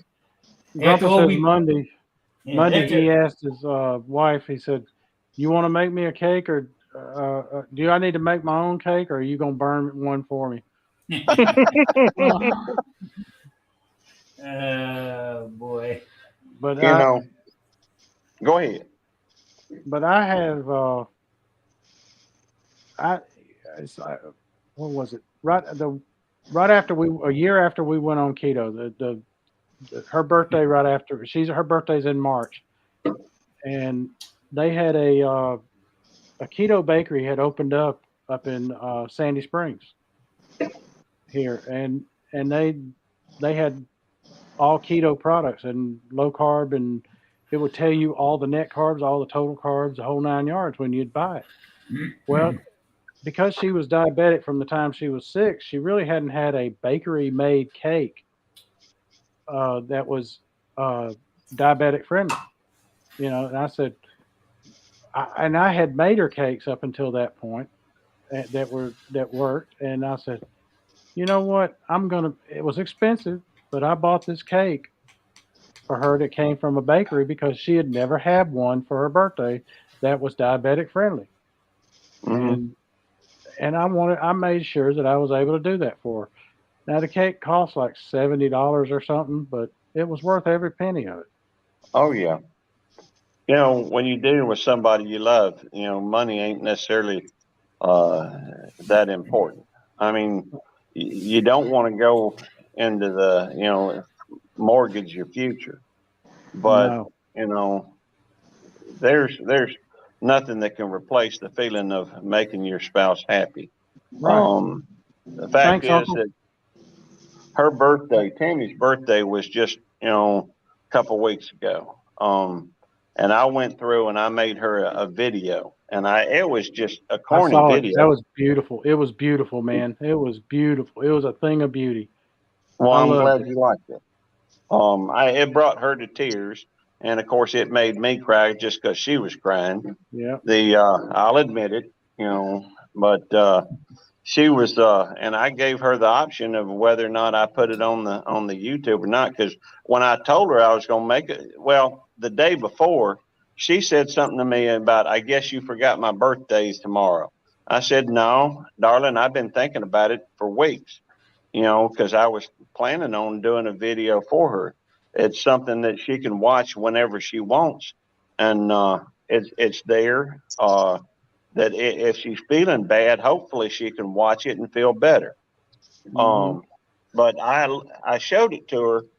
Uh, in fact, I went in that morning and, you know, on her birthday, and it was, you know, I had just gotten home from work. It was 12:01 or something like this, and I came in and told her happy birthday. And then, you know, she got up, I think, about 2 o'clock. And I had been working on this video. And I shot that thing 4 or 5 times. I tried to shoot the video for it. And every time I shot it, something was wrong. Either the lighting was wrong, you couldn't see my face, or the content just didn't seem to be enough. Or, you know, I wanted to make it special for her to let her know that I loved her. And, but finally I got a copy that was, you know, video that I felt like finally the what I put in it and the lighting was good enough to make the video. And she came in and watched it, and I think she really liked it. And I asked her if she I was going to leave it up to her, because once I told her I was going to make her a video, first she said, "Oh, so it's for you, not for me." You know, she was just joking, but you know, maybe serious. I don't know. You can't ever tell with her. But she decided herself to put it up so that she could watch it whenever she wanted. And that was the only video I've done that was made for one specific person. And I wasn't going to, you know, if she didn't want it on the YouTube, I wouldn't have put it on there. By the way, she did want to see those other copies, and I ain't shown her yet, but I will. Ah. Well, I did one when after my wife was diagnosed with having Alzheimer's. I did one that it was when you find out the love of your life has Alzheimer's, and it's out there on YouTube. And I asked her first. I said, "Do you mind if I put it out there?" She said, "No, go ahead. I'm fine." That wrecked me. That wrecked me, Mike. That one did. Because you spend your whole life with somebody, and all of a sudden, bang, you get that kind of diagnosis like that. Yeah. It's ugly. It's really ugly. And to have somebody stick by it, you know, unbelievable. Yep. That's why, Marie, if you're still listening, you can nail on my pee bag anytime. Anyway. There we go. Unbelievable. Man. All right, I'm going to have to look this one up. Let's see here. Y'all can continue. I'm just trying to find it.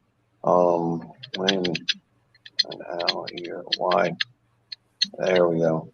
That should be enough to, there it is. I'm gonna pull that up and I'm gonna watch it when we finish live streaming. I just, I I appreciate it. like seeing stuff like that. I appreciate it. Oh, it's my pleasure. That's worth watching. Not that Yes, it other is. videos aren't, but personal videos like that just are something I enjoy. I love watching family videos.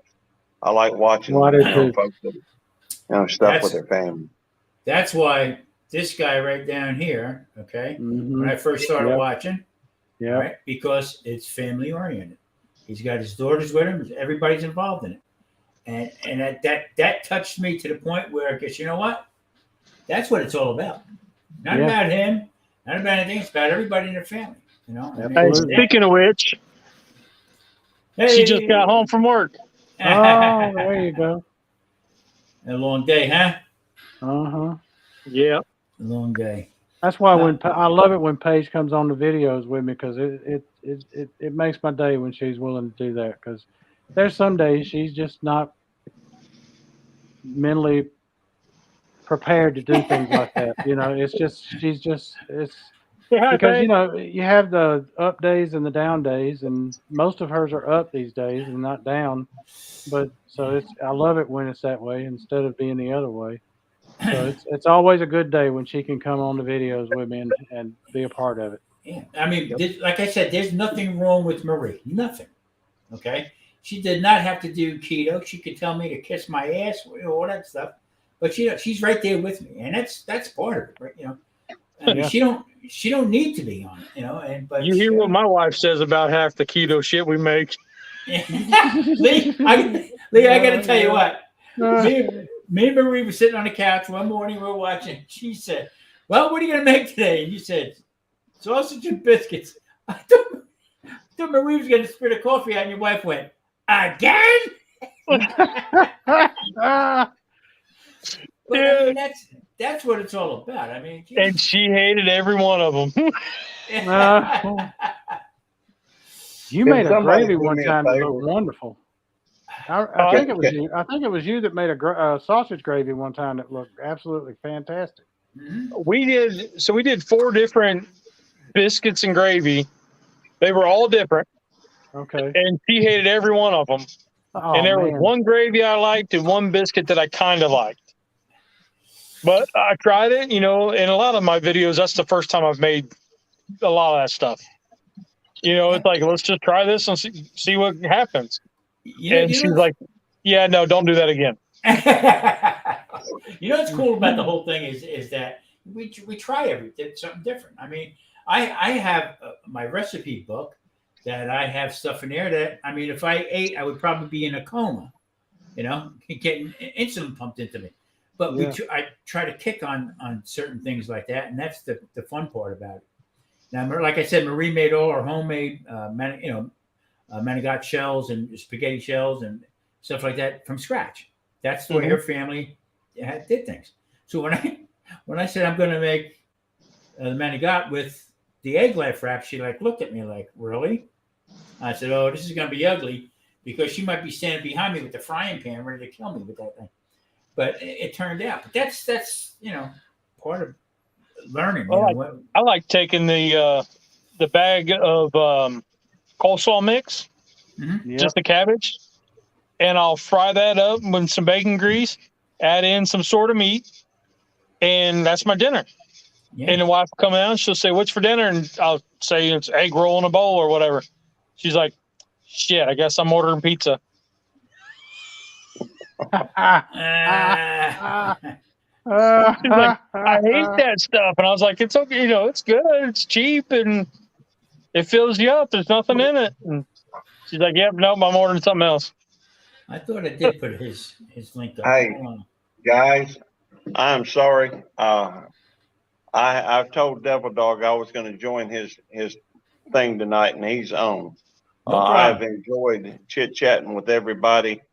But I need to go show support for my home skillet, and I've you. been in here for a little while, and I've enjoyed every minute of it. And It's been great having you, Gary. oh, thank you. If Tom, at some point, I would appreciate if you would find some way of getting me a link to Smoking Bears. I'm already on to Ketorificjourney with Mike, but I'd like to, go and watch some of Smoking Bears stuff too. I'll send it to you. I'll send it over. I just dropped it. I just dropped it. It's in the chat. All right. Well, then let me go and get that, and then I can let me see. The funny thing is, I just went through and picked I clicked on one of these links trying to look for it, and then I put it up before. All right, yeah, I just missed it. Actually, I looked at this one just a minute ago, but I wasn't sure because it looks a little different. I can't see worth a darn, and I'm getting blind and old and can't hear either. It's amazing I can do anything. What'd you say? I have what? Huh? Who's that? That's what I said. I get a call. I have subscribed, Chester. and I will. I'm gonna watch some of your videos, but I need to go watch, Devil Dogs and see what's going on. I hear you, Cal. Thank you. Thank you all for a wonderful evening. It was wonderful meeting you too, Smoking Bears, and obviously Mike. It's always a pleasure. Tom, any of y'all welcome at my place anytime. I have lives pretty often, and live streams, and anybody's welcome on my panel. In fact, I'd like you to join it if you come in. That's all there is to it. But y'all have a blessed day, and thank you for having me on. Take care. We'll see y'all later. Thank you for coming. Take care. Have a good one, Gary. Thank you. He's a good guy. Yes, he is. He, I was on. I don't forget how I got connected, but he was on. I just went on, popped on, and I tell you, we hit it off at front. And if you get a chance, Lee, check out Devil Dog. Yeah. Okay. He's also I think he went from like 200 and something up to 500 and something. The guy knows what he's talking about, and he lives in Houston. He did a little cook, but he raises chickens and stuff like that, more or less. Really great guy, and them two go back and forth. I tell you what, it's hysterical. And then they want you to join in with them. Sometimes, he's a police officer at a mental institution in Mississippi. Yeah. So he usually works like the 4 to 12 shift, and he goes on usually sometimes after midnight. Yeah. So sometimes if you can't sleep, you see him on there. I tell you what, he's funny as hell, but a great, great guy. He was on live last night, and I could not sleep for the life of me. And he was saying, y'all come on into the thing, come on into this. And I told him, I said, well, I would, but I'm laying here in the bed, and I don't imagine you want me on there right now. I wasn't too far behind you. I was in bed too.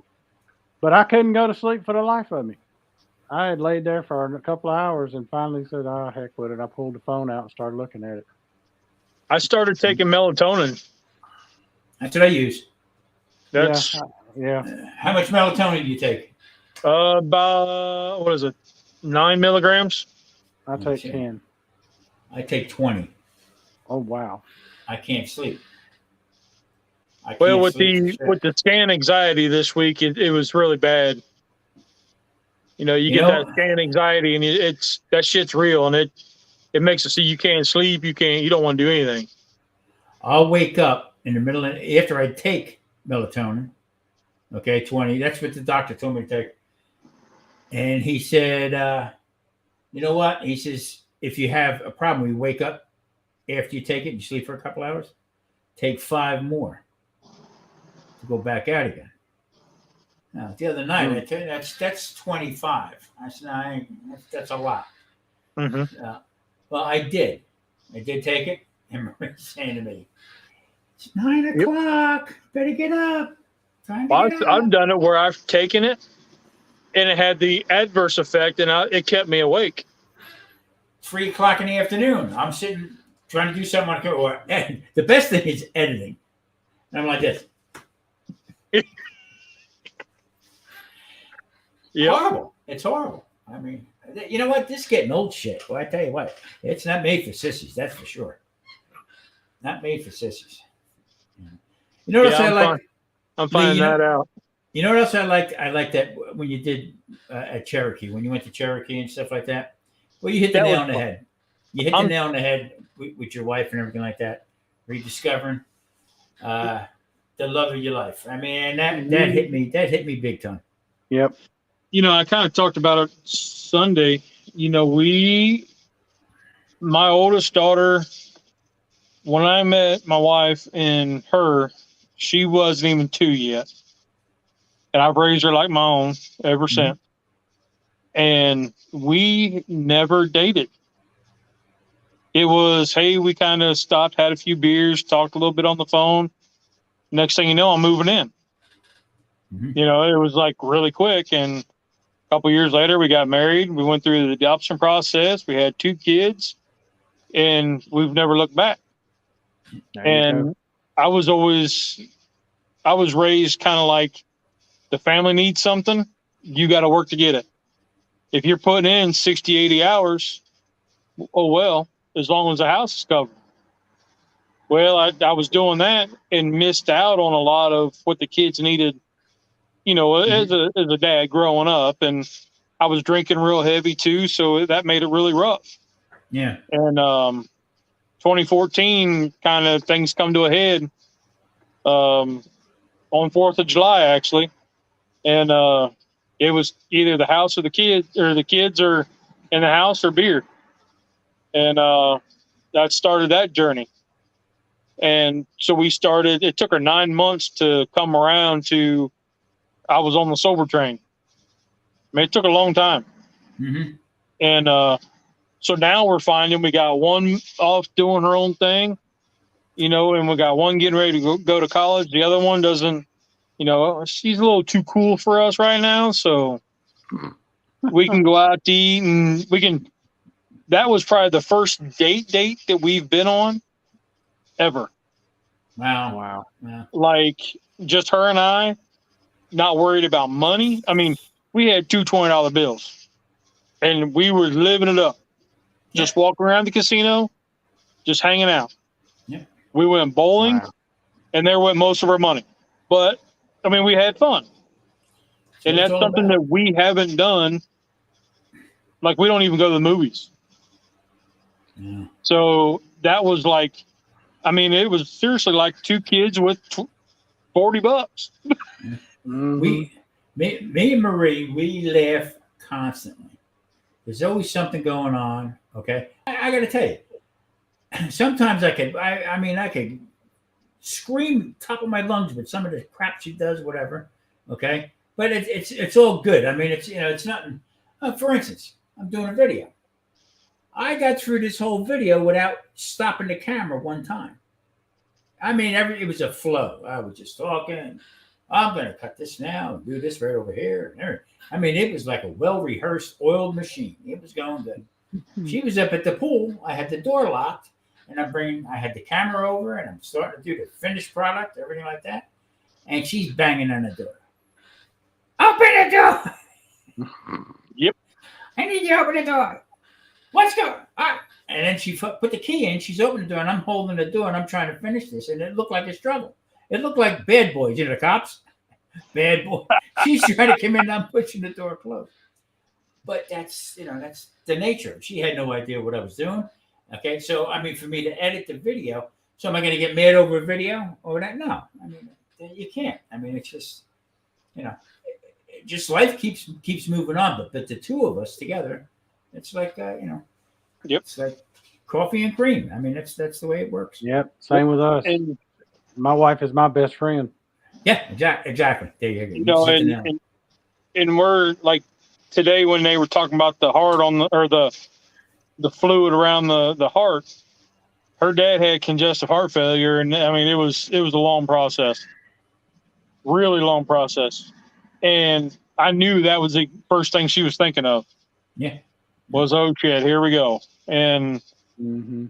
and I'm like, okay, well, he's like, if you look at the two at the exact same moment in the scan, there's just a hair difference. I mean, we're talking minuscule difference. It's like looking out of the sunrise and then 15 minutes later looking at it. Not much difference, but a different. Yeah. And I was like, okay, so we're not talking like this is a dire situation. This is, It's something workable. to watch. Yeah. And I knew that's right where her mind went because her head dropped, and I was like, I could feel it. And I was like, we're good. We're going to be fine. Yeah. The thing that gets me is that how fast age crept up on me. Okay, where it didn't, nothing bothered me. I mean, we do come and goes. We pleased at what we did. Like I said, it was always every weekend somebody was at my house cooking, barbecuing, in the pool, all this stuff, and she was right there, right alongside me. It's almost like a team, like a tag team. You know what I mean? When I'm cooking or something like that, I feel like the surgeon, and she's handing me something to continue with the video. And making these videos, I mean, that was like a godsend for me. My grandson saw me. Hey, Pop, why don't you make a cooking video? You're always cooking. Why don't you make a cooking video? That's what we did. So Marie's a great artist. Marie can paint. Okay. Yes, she can. But Yes, she likes to write. She writes these different stories and stuff. And I always joke with her, about, are you killing me now or what are you doing? Okay. Yeah. But then I said, you know what? Why don't you start putting them up? And I had no idea how to do this. And she don't have that many subscribers and stuff like that. But I said, don't stop. Keep doing what you're doing. Keep it going. Keep it going. Keep it going. Keep it going. Mm-hmm. So, and she said, well, I'm going to subscribe to some of the guys that you're on. Knock yourself out. That's what it's all about. Yeah. So the other morning, Sunday morning, I was still in bed. She got up and watched your video. Yep. Okay. That's great. I mean, this is what I like about this whole thing. And like Bear Cub had just gotten home. That's the first I've really talked to her in a month. Yeah. Because she was with family up north. So when I told her, she's like, oh, sweet. So I sent her the link to her latest video. And she's like, oh, I'm watching that. So I don't know if she commented or anything, but. It's just a great, me and Mike, okay? I mean, we found each other. I don't know how we did it, but I had 40 or I don't even know. I know it was less than Mike. And we were going back and forth. I like him back and forth, and we just kept it going. And then with you, going back and forth. And then the dude stepped in, okay? And the dude was the one, because me and you were going back and forth, Lee, on it. And the dude was on one day, and then all of a sudden he started talking back and forth to me and stuff. And it just snowballed along. And I had one guy, a little negative, you know what I mean, about, well, what's the keto guy doing with barbecue? Hanging out with these barbecue guys. I said, pal, let me tell you something. I had more grills in my life than you probably had ever. You know what I mean? That's all we did. But that's neither here nor there. It's just a great. Who says you can't do barbecue on keto? Well, so think about it. If you take away the sugar, that's it. Yeah. And barbecue, what is it? Yeah. Yeah. It's keto. Yeah. Absolutely. So I said, how superficial is this guy like that? Whatever. Yep. But a bunch of great people, and then now with Belt Loop and stuff like that. Belt Loop has, I guess he has chickens. He raises some other stuff like that, and tomatoes. Very smart guy. Yes, he is. He researches a lot. There's a lot of research with his tomatoes, and you watch a couple of things. He's got a couple crazy looking tomatoes and stuff like that. That he knows his stuff. Matter of fact, Mike, you know what he said the other day on one of his videos, that he had just finished getting his master gardener's degree or whatever it is. Yeah. For growing stuff. He's a great guy. Yeah. And then now and then from the people he knew, then there's these other people, and it just everything's intermingling. And to me, it's great. It's fantastic. It really is. Yep. Yeah. He, you know, I get mad with people who think because I talk country that I'm stupid, and I'll play that up. And I would, when I would talk to people, and I would act like I was, I just build the country up and It's just, all when I'd be doing investigations. And about time they'd think they got the better of me, I set the hook and reel them in, and I'd have nailed them. I'm looking at them. I said, "Didn't see that coming, did you?" yeah. I mean, it's the same thing Yeah. like me. I'm from the East Coast, so I'm New Jersey. Everybody thinks I'm from New York City or close to New York City. Furthest thing from the truth. Okay, we were out in the middle of farmland. That's why it's called the Garden State. And we had cows all around and all kinds of stuff that was no big city kind of stuff. So that the stereotypes are crazy. Same thing with the keto community. Okay, Yes. it's you got some people who go off the charts with this stuff. Yep. Oh no, that's not keto. No, you can't do it. It is what you want. It's what you make it. It's not. Exactly. It's not a food that you can eat. It's a lifestyle. And that's basically what it is. You do the lifestyle that works for you. That's right. That's right. It was kind of a little overwhelming at first when you start researching it because there's so many different types of keto. Yeah. But the basics Oh, yeah. was get rid of the processed foods and the white starches and the sugar, and you're there. Good. Yeah. Your vegetables, you can get nitpicky about a sweet tater, but if you do it in moderation, it's not a big deal. Yeah. You can't have carrots. Well, you know Yeah, what? I'm going to have a carrot but on Thursday.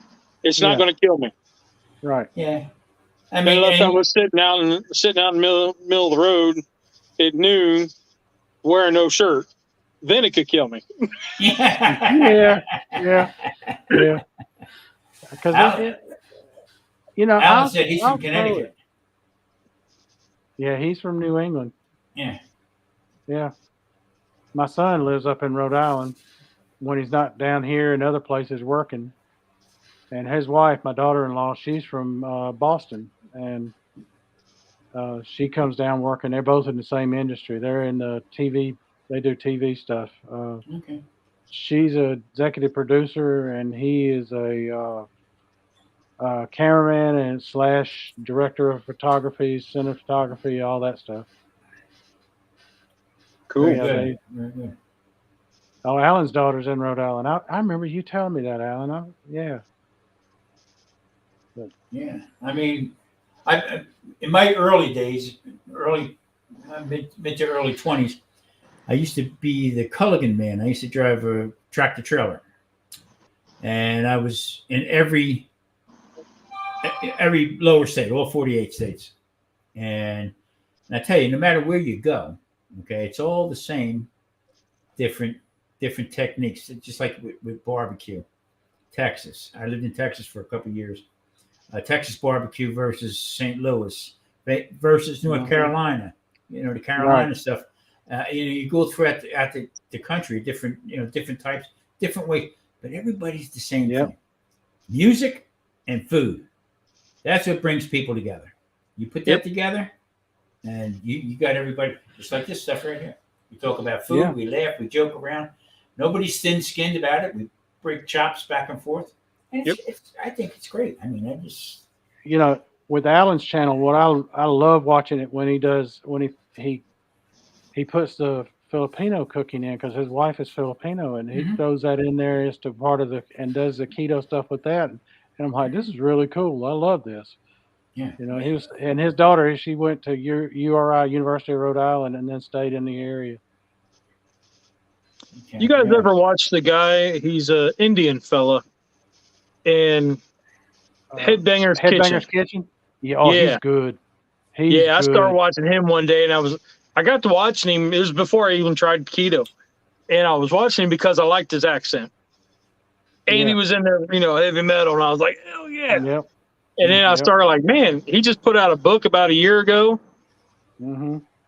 He really done something with it. Now he was keto for a while, but he stopped it, and now he still does keto recipes on there, and and he comes up with some great ones. He can cook. He can do it. He knows what he's doing, and I love it when his daddy comes on there and does the taste test with him. Yeah. His daddy's an actor, and he's been in several of the Indian movies and things like that they have, the Bollywood stuff. I had a lot in the beginning when the first 100 subscribers. I would think 90% of them were from India. Okay, and I said, I don't get that. I don't understand it. I mean, because all very nice people, and I would never down talk them at all. And I said, but here, all of a sudden, I'm having trouble getting meat, buying beef here, and it's walking around over there, walking through your yard. I mean, hold on now, we got to talk about this stuff. But I mean, but just how from overseas, I have a lot of people from Philippines, Taiwan. Yes, I have a lot of them from there, and that's thanks to Alan, because he's directed me to a couple of places, and I've met up with people there, and we watch each other's videos, and I love it.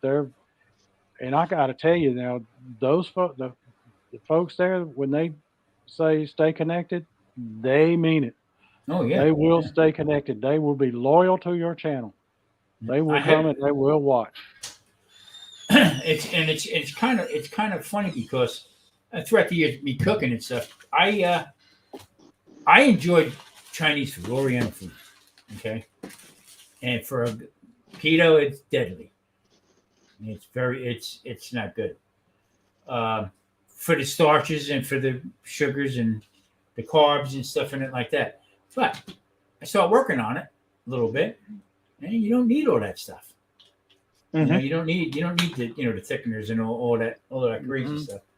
But I have a wok that I've been carrying around. We've moved that thing since New Jersey. I keep moving it here. Get oil. Talk about oiling up cast iron and stuff. This thing you got to keep it right and everything. So I said to Maria, I said, I'm going to make some Chinese food. She said, you're going to fall off keto. You're going to fall off. I said, no, we're going to try it a different way. Didn't really taste the same, but it still had that same, I guess, persona. Right. But there you got to play with it. It's like with my wife. You can't tell her what it's supposed to be. You just tell her it's dinner. Yeah. I can't tell her that this is Chinese. It's keto Chinese, because she's thinking, you know what? I'm going to have some beef lo mein, and you're giving her those shirataki noodles and like grilled chicken. She's like, no, this ain't it. Yeah, exactly. So I got to tell her, this is just dinner. Don't think about what it's supposed to be. Alan said that the lady, what's her name? Is it Carolyn Ketchum with All Day I Dream About Food? She came by his premiere today, and he said, and I saw that. That was cool. That was really cool that she did that. Burpee Yoga Uncle. He said, y'all still here? He said, y'all, how long y'all going? Yeah. I'm fixing to head in. I am too. I got to get up and go to physical therapy in the morning. All right. Great chat. I hope I get up. Okay. Yeah. Thank you. Great chat. Rock on, everybody. Take care, Lee. Thanks for stopping in.